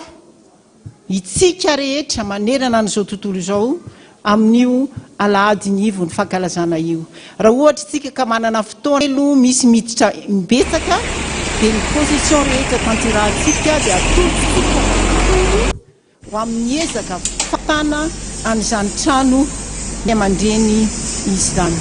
Izany akory tsy midika fa ny amin'ny 5 ihany ny fitaovam-pivavahana misy, fa misy ny fitaovam-pivavahana melo anio raha ohatra misy fitaovam-pivavahana amin'ny 7 azabaiko manokana ho atsika eto amin'ny foibe tany nanandrano zany a misy fitaovam-pivavahana amin'ny 7 amin'ny heriny androany fa kosa tsy hitovy toy ny isakin'andro isaky ny alahady tahaka an'izao ary tsy hitovy amin'ny fitaovam-pivavahana amin'ny 5 rehefa avy eo ny fitaovam-pivavahana amin'ny heriny androany fa ny fitaovam-pivavahana amin'ny 7 a dia hoezahantsika ho vitinina satria mbola isy ny fandaminana tsy maintsy ho tanterahana eto anivon'ny fiangonana manoloana ny fotoan-dehibe izay ho tanterahantsika manomboka amin'ny 5 amin'ny heriny androany. Noho izany tehiteny amintsika zany fa misy ny toerana ho voatokana andraisantsika manam-pahefana, andraisantsika reo entité rehetra ato anatin'ny fiangonana, reo ray aman-dreny maro misy toerana zany a efa voatokana ho amin'izany. Aza mieritreritra ianao hoe ho banga be eo indray io toerana io rehefa avy eo fa ny fandaminana napetraky ny komity dia fanangatahana amin'ny isan'ambaratonga ny isaky ny entité rehetrarehetra samy hanome ny isa tena exacta mba hisana ny toerana mba tsy hiteraka fanafitonana ho an'ny hafa ny andrasana plasy be da be a nefa avy eo banga na fanafitonana ho an'ny hafa nefa tokony azo toerana voatokana izy nefa avy eo tsy hisy ny toerana voatokana. Noho izany amin'ny heriny androany ny fiangonana miditra amin'ny 7 misokatra daholo ihany ny riana rehetrarehetra fa ho fitiantsika io a ara sitrapony tompo a dia ezahantsika mba hirava amin'ny 7 ora sy sasany. Ho any amintsika rehetra any ivelany eto Tanànandrano kosa dia manatanteraka koa tsika ny fitaovam-pivavahana araka izay tenenina izay fa miezaka mandrakariva koa ny amarana foana ny fotoana mialohan'izay ka rehefa manomboka ny fotoana eto amin'ny foibe a dia mba ny aveto a no raisitsika rehetrarehetra ao anatin'izany. Ankoatran'izay a ny amin'ny 7 ora izay fotoan-dehibe a amin'ny heriny androany. Ny ankoteo fitaovam-pivavahana ho fisaorana an'Andriamanitra anatanterahantsika ny procession ary ao anatin'izany rehetrarehetra izany a no hitondrantsika izay rehetra fantatra ao fa tokony mbola ho ataonao ho anjara birikinao entinao famitana ny tranony ray aman-dreny. Manentana antsika ampitiavana satria voaray koa ny antsoantso foana ty amin'ny komity hoe vitao aingana ny trano. Manao ny komity arak'izay azonay atao nefa ny tenin'ny taolo mandrakariva ny tao trano sy fanindrery andao ifanentana satria tsika hatrany ampendohana dia efa niaraka nanao an'io vao andeha hividy tany tsika dia niara ny entana ny ato fototsitsika niara ny entana anao ny riana voalohany anao ny gros œuvre niara ny entana aty ampamaranana kelikely sisa tsy aloha hoe miara mientana sady zany andao arytsika iara entana hovitantsika aingana amin'ny alalan'ny ezaka ataontsika tsirairay avy zany. Misy fanontaniana hoe fa aiza fa ahoana foana atao ela be tsy ela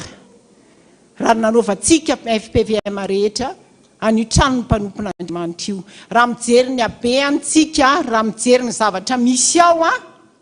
tanan'Andriamanitra namitan'io tonga amin'izao fotoana izao. Anolotritsika ndao mbola afoy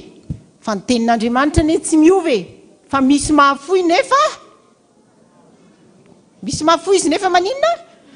tombo fananana ihany. Ary ny teny faneva koa tsy miova hatrany ampendohany ho amin'ny tamin'ny fananganana ny trano io dia hoe hitazy manisy soa an'io mpanompony io Andriamanitra. Mijoro fa volombelona amin'izany be da be tonga miteny aminay manolotra fa tamin'ny fotoana izay nanaovany an'ity tranony dada ity dia nitahian'Andriamanitra izy. Mpanompon'Andriamanitra ray tiako ampiaraizina anao malona an'izany mino fa mety hoeto izy fona aminao satria mpivarotra mofo sy kafe no asany. Tonga teny izy nisy fotoana izany tsika ny antso hoe izay hividy boiron hividy planche tonga teny io mpanompon'Andriamanitra io teny izy no nijoro vavolombelona taminay hoe tonga koa mbola hividy raha mbola misy potona kitay dia hoe misy ka dia efa ahoana hividy aho satria izao ny fotoana nanaovako nanomezako ho an'izany trano ny dada zany no nanaovan'Andriamanitra fahagagana teo amin'ny fivarotako an'izany mofo sy kafe zany ka nampandeha be mihitsy ny tsenanay ary tonga indray vidy kitay. Mbola tsy mividy kitay izy dia nitahian'Andriamanitra. Mividy kitay voalohany izy verina indray izy fandrony mbola nitombo noho izany ny fitahiana.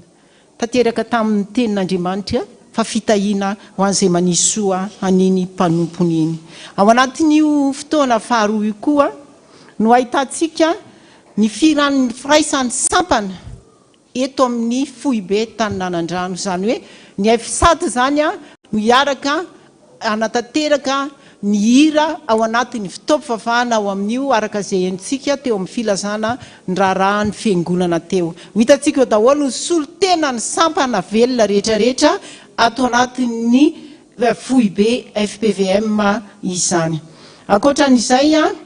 dia ny tsangam-bato ny tsangam-bato mihitsy ny takela-bato dia efa fampiarana tamin'ny ray aman-drenitsika dada fa amin'ny famaranana izay fitokanana ny trano izay ozy voatao ny takela-bato ny 15 taona nampitandrina azy fa sendritsika misy gaga amin'ny herin'ny androany fa tsy isy zany ny takela-bato aloha amin'ny herin'ny androany fa amin'ny famaranana mihitsy vao isy ny takela-bato. Fotoan-dehibe io amin'ny sivio ka noho izany dada Randriana Toandro Menakavy ny komity ny fankalazana ny 15 taona dia manasa ny ankohonanao ho avy eto amin'ny herin'ny androany fa 20 ny volana Jona amin'ny 7 ora maraina mba hiaraka hitrotro ambavaka hiaraka eto sika ankalaza ny ivo ny 15 taona. Misokatra daholo tompoko ny fiangonana rehetra io amin'ny 7 io na ny ato ambany ka hatrany amin'ny riana fahaefatra zany dia voninahitra Andriamanitra irery any. Ho antsika rehetra any amin'ny faritra kosa, ho antsika rehetra any ampitan-dranomasina dia manentana antsika mandrakariva ataovy izay azontsika atao hoentintsika anjara biriky efa nanao be da be efa nanao tsika tsy adino mihitsy ary hitany dada daholo reny ezaka vitantsika rehetra reny nandritra ny fotoana fanokanana itototonao avy any amin'ny 4 kilometatra andeha nateranao ny anjara blikinao tsy sanatria kory ny volana tolotrao kely raha anonona fa tena nanoana ny fony dadana nanoana ny fony komity mahita hoe avy mandeha 4 kilometra ianao mitondra valopy dia manolotra hoe tiany ana arivo ariary efa niteriziko ho anjara brika anatanterahana mban'iray anjara amin'izany trano ny dada sy mama izany makasitraka anao nanaovana andreny tonga ny fotoantsika kehitriny tsy afaka niona moa izay 2 taona tao anatin'ny fanokanana andeha natanteraka ny famaranana izany trano ray aman-dreny izany dia ento ambavaka mandrakariva ary ataovy izay azo ny tanana ho atao ho voninahitra Andriamanitra sy nao antsika eny ampitan-dranomasina ihany koa tsy afaka nandalo tany koa data nandritra ny fotoana elaela andao izy amin'izao andro ny fanterany ankehitriny izao metsika sy neritreretintsika ho tsara lavitra mihoatra noho ny eritreretin'olombelona ka samy ezaka tsika ny isam-pitandremana naizanaiza misy atsika ny ampitan-dranomasina any anolotra anome amin'ny alalan'io procession io andeha ho ataontsika hoezaka famaranana an'izany tranony ray aman-dreny izany manontanytsika ngamba hoe ahoana no fomba anatanterahana ny famomezana zay rehetra voaray ny tsara alohan'ny amezako anareo ny fomba fandefasana an'izay vola voaray izay dia misy ovana amin'ity satria ovantsika kely le fomba fampahafantarana ny ezaka vita ndretrarehetra amin'io fotoan'io ato anatin'ny fotoam-pivavahana ihany raha vao vita mihitsy ny procession na ny isam-pitandremana any amin'izay misy atsika rehetrarehetra any na ny hatrany ampitan-dranomasina dia afaka tonga dia alefanareo mivantana amin'ny alalan'ny MP na message privé amin'ny fiotazatsoa ofisialy na alefanareo SMS amin'reto numéro telefônina ireto 033 01 051 86 amin'ny taletsoa talehan'ny radio io ary ny ao amin'ny radio ihany koa ny 034 51 105 06 na ny 032 11 607 13 alefatsika SMS anao alefatsika amin'ireo fa anjaran'ny komity kosa ny mandray an'ireo dia manolotra n'izany ho an'ny birao an'ny fiangonana ka zay mba azo amin'io tonga dia ho vakiana aingana ho ampahafantarina ny olona rehetrarehetra ny ezaka vita amin'io andro io ankoatran'izay dia ny vola rehetra kosa dia afaka alefatsika amin'ny alalan'ny Orange Money amin'ny 032 60 688 34 amin'ny anaran'ny Saranjanahary Bakomalala Veromanitra sy ny Airtel Money 033 40 892 64 amin'ny anaran'ny Saranjanahary Bakomalala Veromanitra ihany ary ny M-vola 034 94 355 19 amin'ny anaran'ny Vonitsoa Rakotondrabenja ireo zany no andefasanao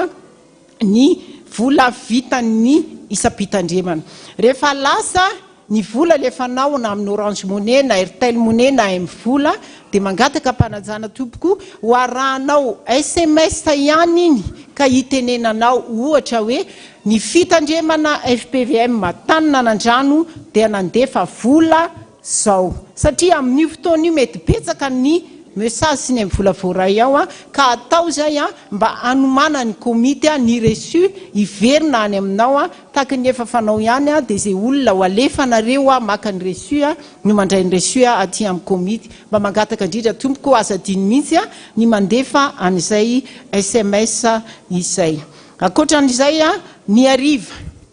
dia tsisy ny fotoam-pivavahana eto ambany amin'ny heriny androany ariva fa tongotsika dia any amin'ny rihana fahaefatra manomboka amin'ny 3 ora ny fotoam-pivavahana miaraka amin'ny fiderana lehibe zay raisantsika rehetrarehetra isaorantsika an'Andriamanitra iderahantsika ifalitsika 50 taona na mpitandrina tsy misy mpitandrina tahaka an'izany any amin'ny 4e étage tsika rehetrarehetra hiaraka anao ny fiderana amin'ny heriny androany amin'ny 3 ora ariva ho hitantsika eo ihany koa reo firaisany sampan'ireo hiaraka hideran'Andriamanitra eo ihany koa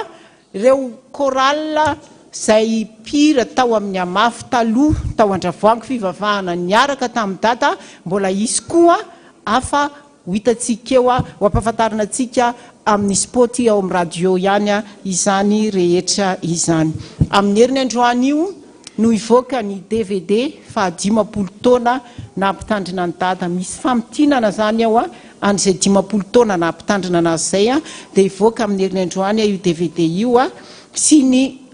boky kely album mamitina tsary zany 50 taona izany. Varina ianao mijery an'izany efa nijery efa nentina valide ny ray aman-dreny omaly fa mijery ianao dia varina ohatr' zao dada izao dada ho amiditsika izy io misy paka mety hoe miaraka daholo izy rehetrarehetra raha mety aminao fa rehefa tsy mety hoe nena DVD ihany nena le boky ihany dia malalaka ny safidy eo amin'ny fandraisantsika atanana sy fandraisana anjara amin'izay hovidinao. Tsy ho adintsika koa nefa fa amin'ny herin'ny androany dia fête des pères. Tsy enda merikerika daholo ny dada rehetra hoe dia ahoana zany zay fa ohatriny efa mba nahandro sakafo ihany tamin'ny fête des mères fa ataotrantsy karakara ny neny. Tsy adino ny dada rehetra fa tahaky ny fotoana rehetra dia izy ny fankalazana ny fête des pères ao anatin'io fotoana io. Tsy indrindra tsy ho adintsika ny fanolorana fanomezana tahaka ny isa-taona izay ho atolotritsika ho an'ny dada amin'izany fotoana izany ka ny isaky ny entité isanambaratonga izay vonona ny anantanteraka ny fanomezana dia misy izany fa tsy foana akory fa mifankalazana ny fête des pères dia misy amin'ny herin'ny androany. Anetanako manokana anareo ray mpianakaviana rehetra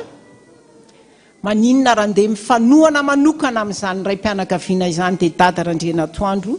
mba hanolotra koa nareo izay mba vitanareo hoezaka famitana ny tranony dada ny ray mpianakaviana rehetra ary mino fa miheriny androany ho lelahany be da be ho iteto fa faly isotra an'Andriamanitra fête des pères ary faly koa tonga eto anome voninahitra an'Andriamanitra fa 50 taona na ampitandrina any dada randrena atoandro dia hiazakazaka daholo ny lehilahy rehetra ao anatin'izany. Makasitraka tompoko le Andriamanitra manakariam-pahasoavana ny mbola omba tsika mandrakariva mba samy mifampitrotro ambavaka tsika ka ny ivo mifankalazana fa 50 taona na dia tao anatiny ame anara-pahasalamana ary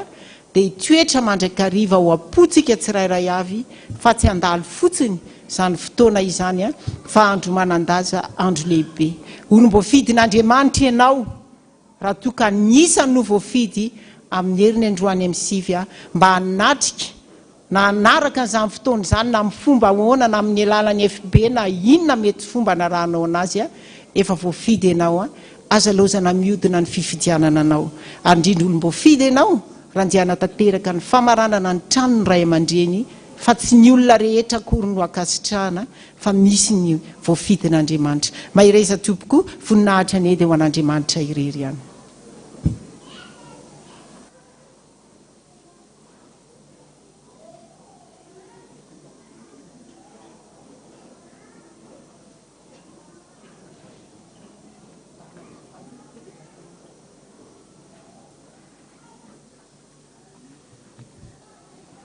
Misy filazany tiry havana ny automobile 1498 TAC hoy zany mba jerevana kely 1498 TAC mibahana vavahadin'olona hoy izy io tompoko dia misaotra azy ny amin'ny zavatra rehetra izay nambara teo hitsangantsika hitondram-bavaka taona farazao. Firana 7 ny andin'ny voalohany ataontsika dia hivavakantsika sy handray tsodrano izay apetraka amintsika. Avia Jehovah tomponay handray ny vavakay.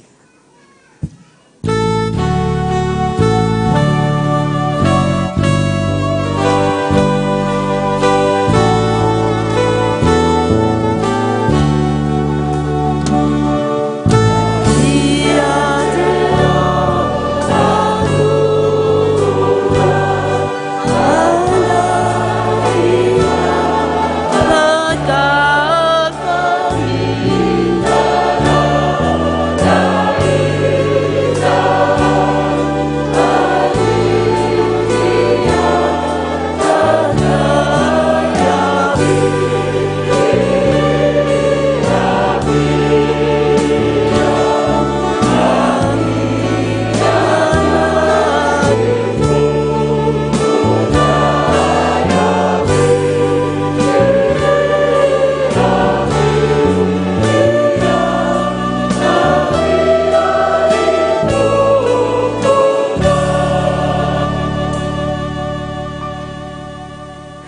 antsika.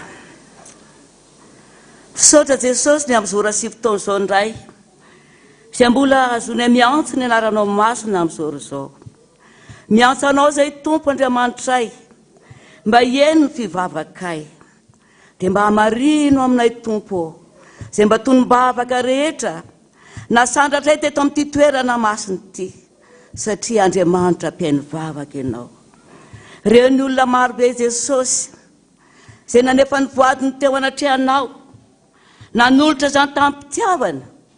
ny amin'izay fitiavana nasehoanao taminy ny amin'ny fahasoavana sy ny fitahiana izay efa nomenao azy ireo tao ny fanasitranana ny aretina rehetra tao ny fanomezanao ny asa tao ny fanomezanao tombom-barotra tamin'ny varotra rehetra izay natao tao ny zavatra maro samihafa tamin'ny tany tamin'ny fanorenana maro samihafa. Jesosy hitanao daholo ny zava-tsoa nefa nomenao an'ny olona rehetrarehetra. Betsaka koa Jesosy nefa izay nahazo an'izany fitahiana sy fahasoavana izany mbola tsy tonga teto anatrehana anaty izany fa nitondram-bavaka tany anatin'ny fony tany atokantrano ny tany ary teto amin'ity toerana ity. Ianao Andriamanitra ray le tompo mifankasitrahana no ankasitraka azy ireny ny amin'izay rehetra efa nataony amin'izena anatanterahana ny amin'izao fiangonana izao satria dia maro tamin'ireny vahoaka rehetrarehetra ireny nanolotra izany izay efa nitahianao azy na ho an'ireo mahantra sy ho an'ireo madinika rehetrarehetra ireny dia ianao Jesosy ny hamaly fitian'izy ireny ka dia izay vavaka rehetrarehetra izay nasandrany izay rehetra fitahiana sy fahasoavana izay nomeny dia isaorana ianao izany ka indreto izay rehetrarehetra Jesosy eo manolotra fisaorana atreanao ka miteny aminao hoe misaotra Jesosy. Ao kosa Jesosy izay ireo rombotra mbola anatin'ny adi-panahy ao anatin'ny adi-piainana amin'izao fiainana hidiavinay rehetrarehetra izao ao izay rehetra mbola ao anatin'ny aretina Jesosy. Ianao Andriamanitra ray tompo ny fanasitranana izay efa nitondra ny aretina rehetrarehetra Jesosy mbola hitondra izany aretina izany hanendry ny loharanona aretina rehetra ianao ka ndia hanasitrana ny olonao rehetra. Ao izay rehetra mangetaheta aminao Jesosy ny amin'izay rehetra amin'ny fanafidinana izay ho atrehan'ny zanany sy ny zafiny rehetra. Betsaka Jesosy ny andeha hanatrika izany fanadinana izany. Ianao Andriamanitra tompony saina, ianao Andriamanitra tompony fahalalana ny hamangy an'ireny olona tsiraray avy ireny isam-batan'olona hanolotsaina azy ireny hame fahendrena hame fahalalana hame ny fanahy fitadidiana mba hitadidiny izay rehetra fianarana izay nataony. Saotra Jesosy ao izay renangataka taminao Jesosy mba hitahiana ny taranaka izao rehetra izao fiangonana rehetra izao Jesosy mangetaheta mba hanana izany taranaka izany mba aizana hanana famonjena araky ny voavonjena araky ny teninao ka raha mba mitondra izany taranana izany eo anatrehanao izy Jesosy fantatrao ny etaetapony na izay nanoratra na izay tsy nanoratra ho an'izany ankonana rehetrarehetra Jesosy dia mbo tanterahanao aminy raha ino ianao dia hovonjena ianao sy ny ankonanao. Saotra Jesosy ny amin'izany. Ankehitriny koa Jesosy dia betsaka ny zavatra maro mbola tiana hoentina eo anatrehanao fa Andriamanitra tompony hery sy ny fahefana rehetra ianao. Andriamanitra mahay zavatra rehetra ianao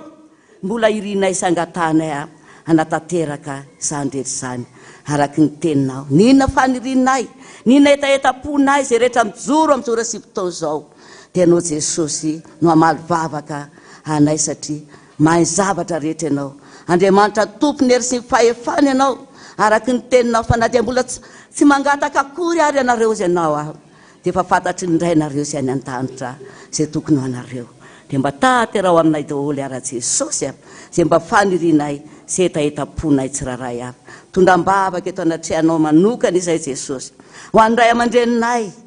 Dada Jean Joseph Rendrena Toandro sy ny ankonany.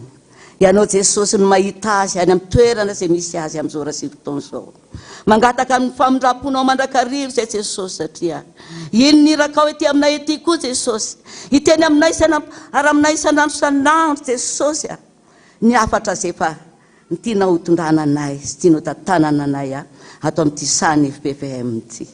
mangataka aminao ary izay Jesosy vangy manokana zany ray aman-drenina izany Jesosy. Meo azy Jesosy ny fahasalamana ianao mihitsy Jesosy ny eo anilany ao ka miaza ny fahasalamana zany. Ka na inona Jesosy zay loharanona retina ny anatiny any dia le tananao feno olatra Jesosy no anendra zany loharanona retina zany ka naizitra izany. Reo ny ankonany Jesosy. Ianao mbola hiasa amin'izany ankonany zany koa Jesosy. Mbola iray saina iray fo fanahy miaraka aminy Jesosy ny amin'izao fiainana izao. Ny angatana aminao. Ianao le tia ny ankonana, tia ny fianakaviana rehetrarehetra Jesosy no angatanay satria zany ny tahita ny mpanomponao Jesosy fa raha zasy ny ankonako dia ny anompo an Jehovah izay. Tanterao zany rehetra zany Jesosy ho voninahitry ny aranao. Betsaka Jesosy ny zavatra mbola tiana hotonona sy angatana amin'ny anaranao. Fa ianao no malana ny ainam-pony tsy miloka tsy raray avy Jesosy. Ianao no mafantatra izay etahitanay Jesosy. Ka indreto izahay Jesosy hitondra zany tenina anay zany miteny aminao hoe Jesosy eno ny vavakay. Mbola manana ny tinambara aminao koa nefa Jesosy izay tsy raray avy mijoro eto manoloana an'izao toerana masina izao ka dia mba misy ray minitra Jesosy hitetezanao anay tsiraray ka dia mba valio vavaka izay heno vavaka izay tsiraray avy.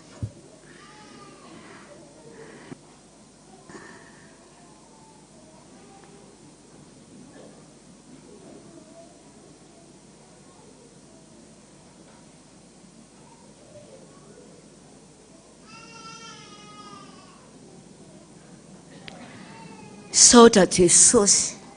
fa niainao anay tsiraray avy ianao ka dia niraka ny anjelinao ianao hamangy anay isa-tokantrano isam-baravarana ary hamangy anay isam-batan'olona ianao ka maly vavaka anay. Misaotra Jesosy. Rainay ao izay any an-danitra ho amasinina ny eny anaranao ho tonga ny eny fanjakanao atao any eny sitraponao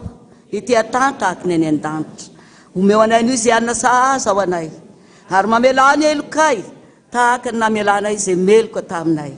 ary aza mitondra ny ao amin'ny fakapanahy fa manafana amin'ny ratsy fa anao ny fanjakana sy ny hery ary ny voninahitra mandrakizay. Amen. Raisy ny tsodrano izay tonona amin'ny anaran'i Jesosy Kristompotsika. Ho ny tompo aminao any aza matahotra aza merikerika foana fa indro hamomba anao. Izany no mitantana ny tanakavanana ny fahamarinako satria mpanompoko efa mividikanao tsy mba riko. Zanako ianao asan'ny tanako dia adidiko ihany dia nisoanao aho metra ny andohanao ka izay iriny fonao dia tanterahana aminao satria malaly eo masoko ianao be voninahitra sady tiako. Do tanteraka amintsika izany teny izany ary dia dera ny aza voninahitra kosany dia atolotsika ho an'ilay Andriamanitra ray zanaka fanahy masina izay tompo sy mpanjakatsika. Amen. Dia tanteraka tokoa an'izany amin'ny anaran'ny Ray sy ny Zanaka ary ny fanahy masina. Amen. Voninahitra ny ho an'Andriamanitra irery ihany. Haleluya. Masina, masina, masina Jehovah tompony maro henoko voninahitra tany rehetra. Amen. Sotra mitompontsika riavana.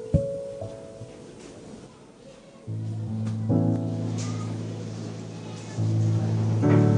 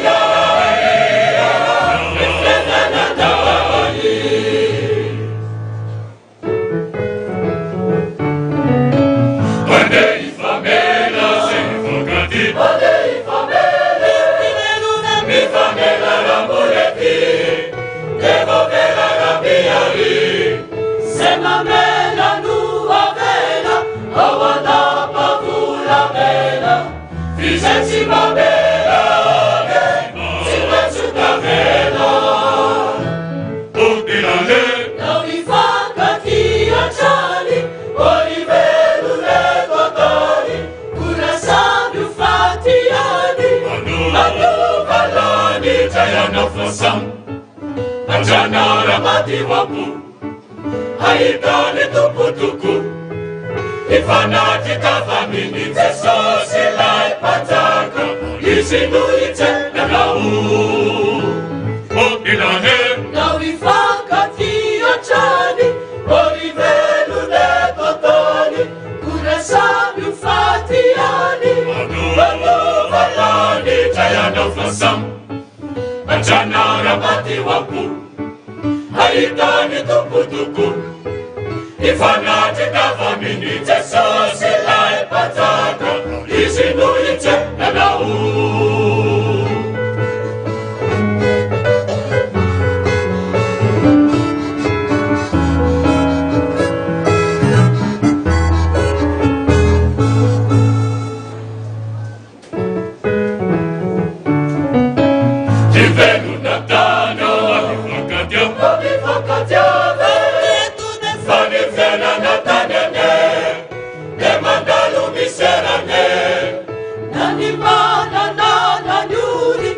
Chimanchi bula udi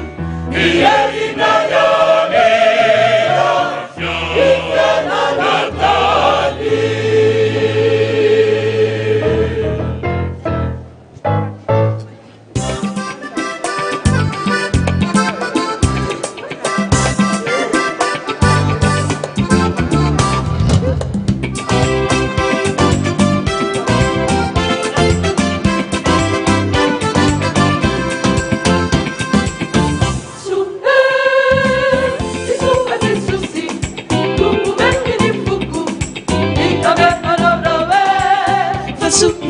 Fasubia Nanda ya pizza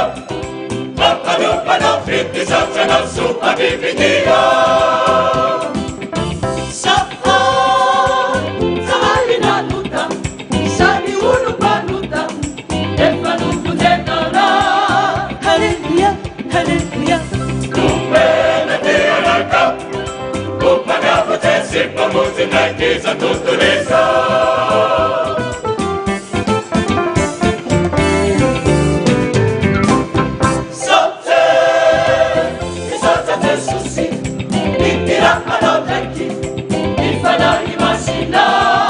Hallelujah, hallelujah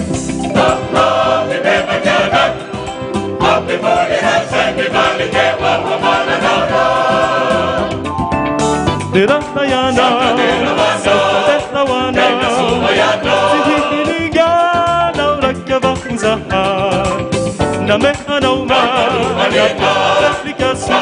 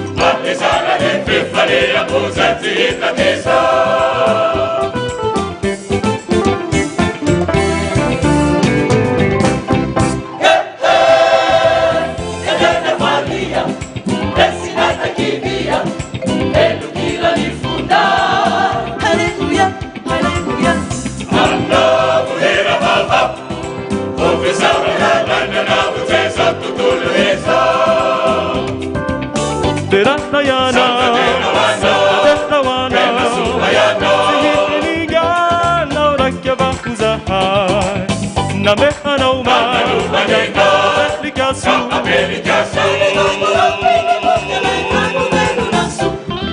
So, say, Numenica, who are not in so, Kunina, it's a new Adulu Taifa. No, Mamuta, I see Pazaka, so, say, Kilana Masibe, and I get on Lazara, it's up in here. Get out when I come. Get up about this, and then to get send the book when I think along, not see it. The man that gives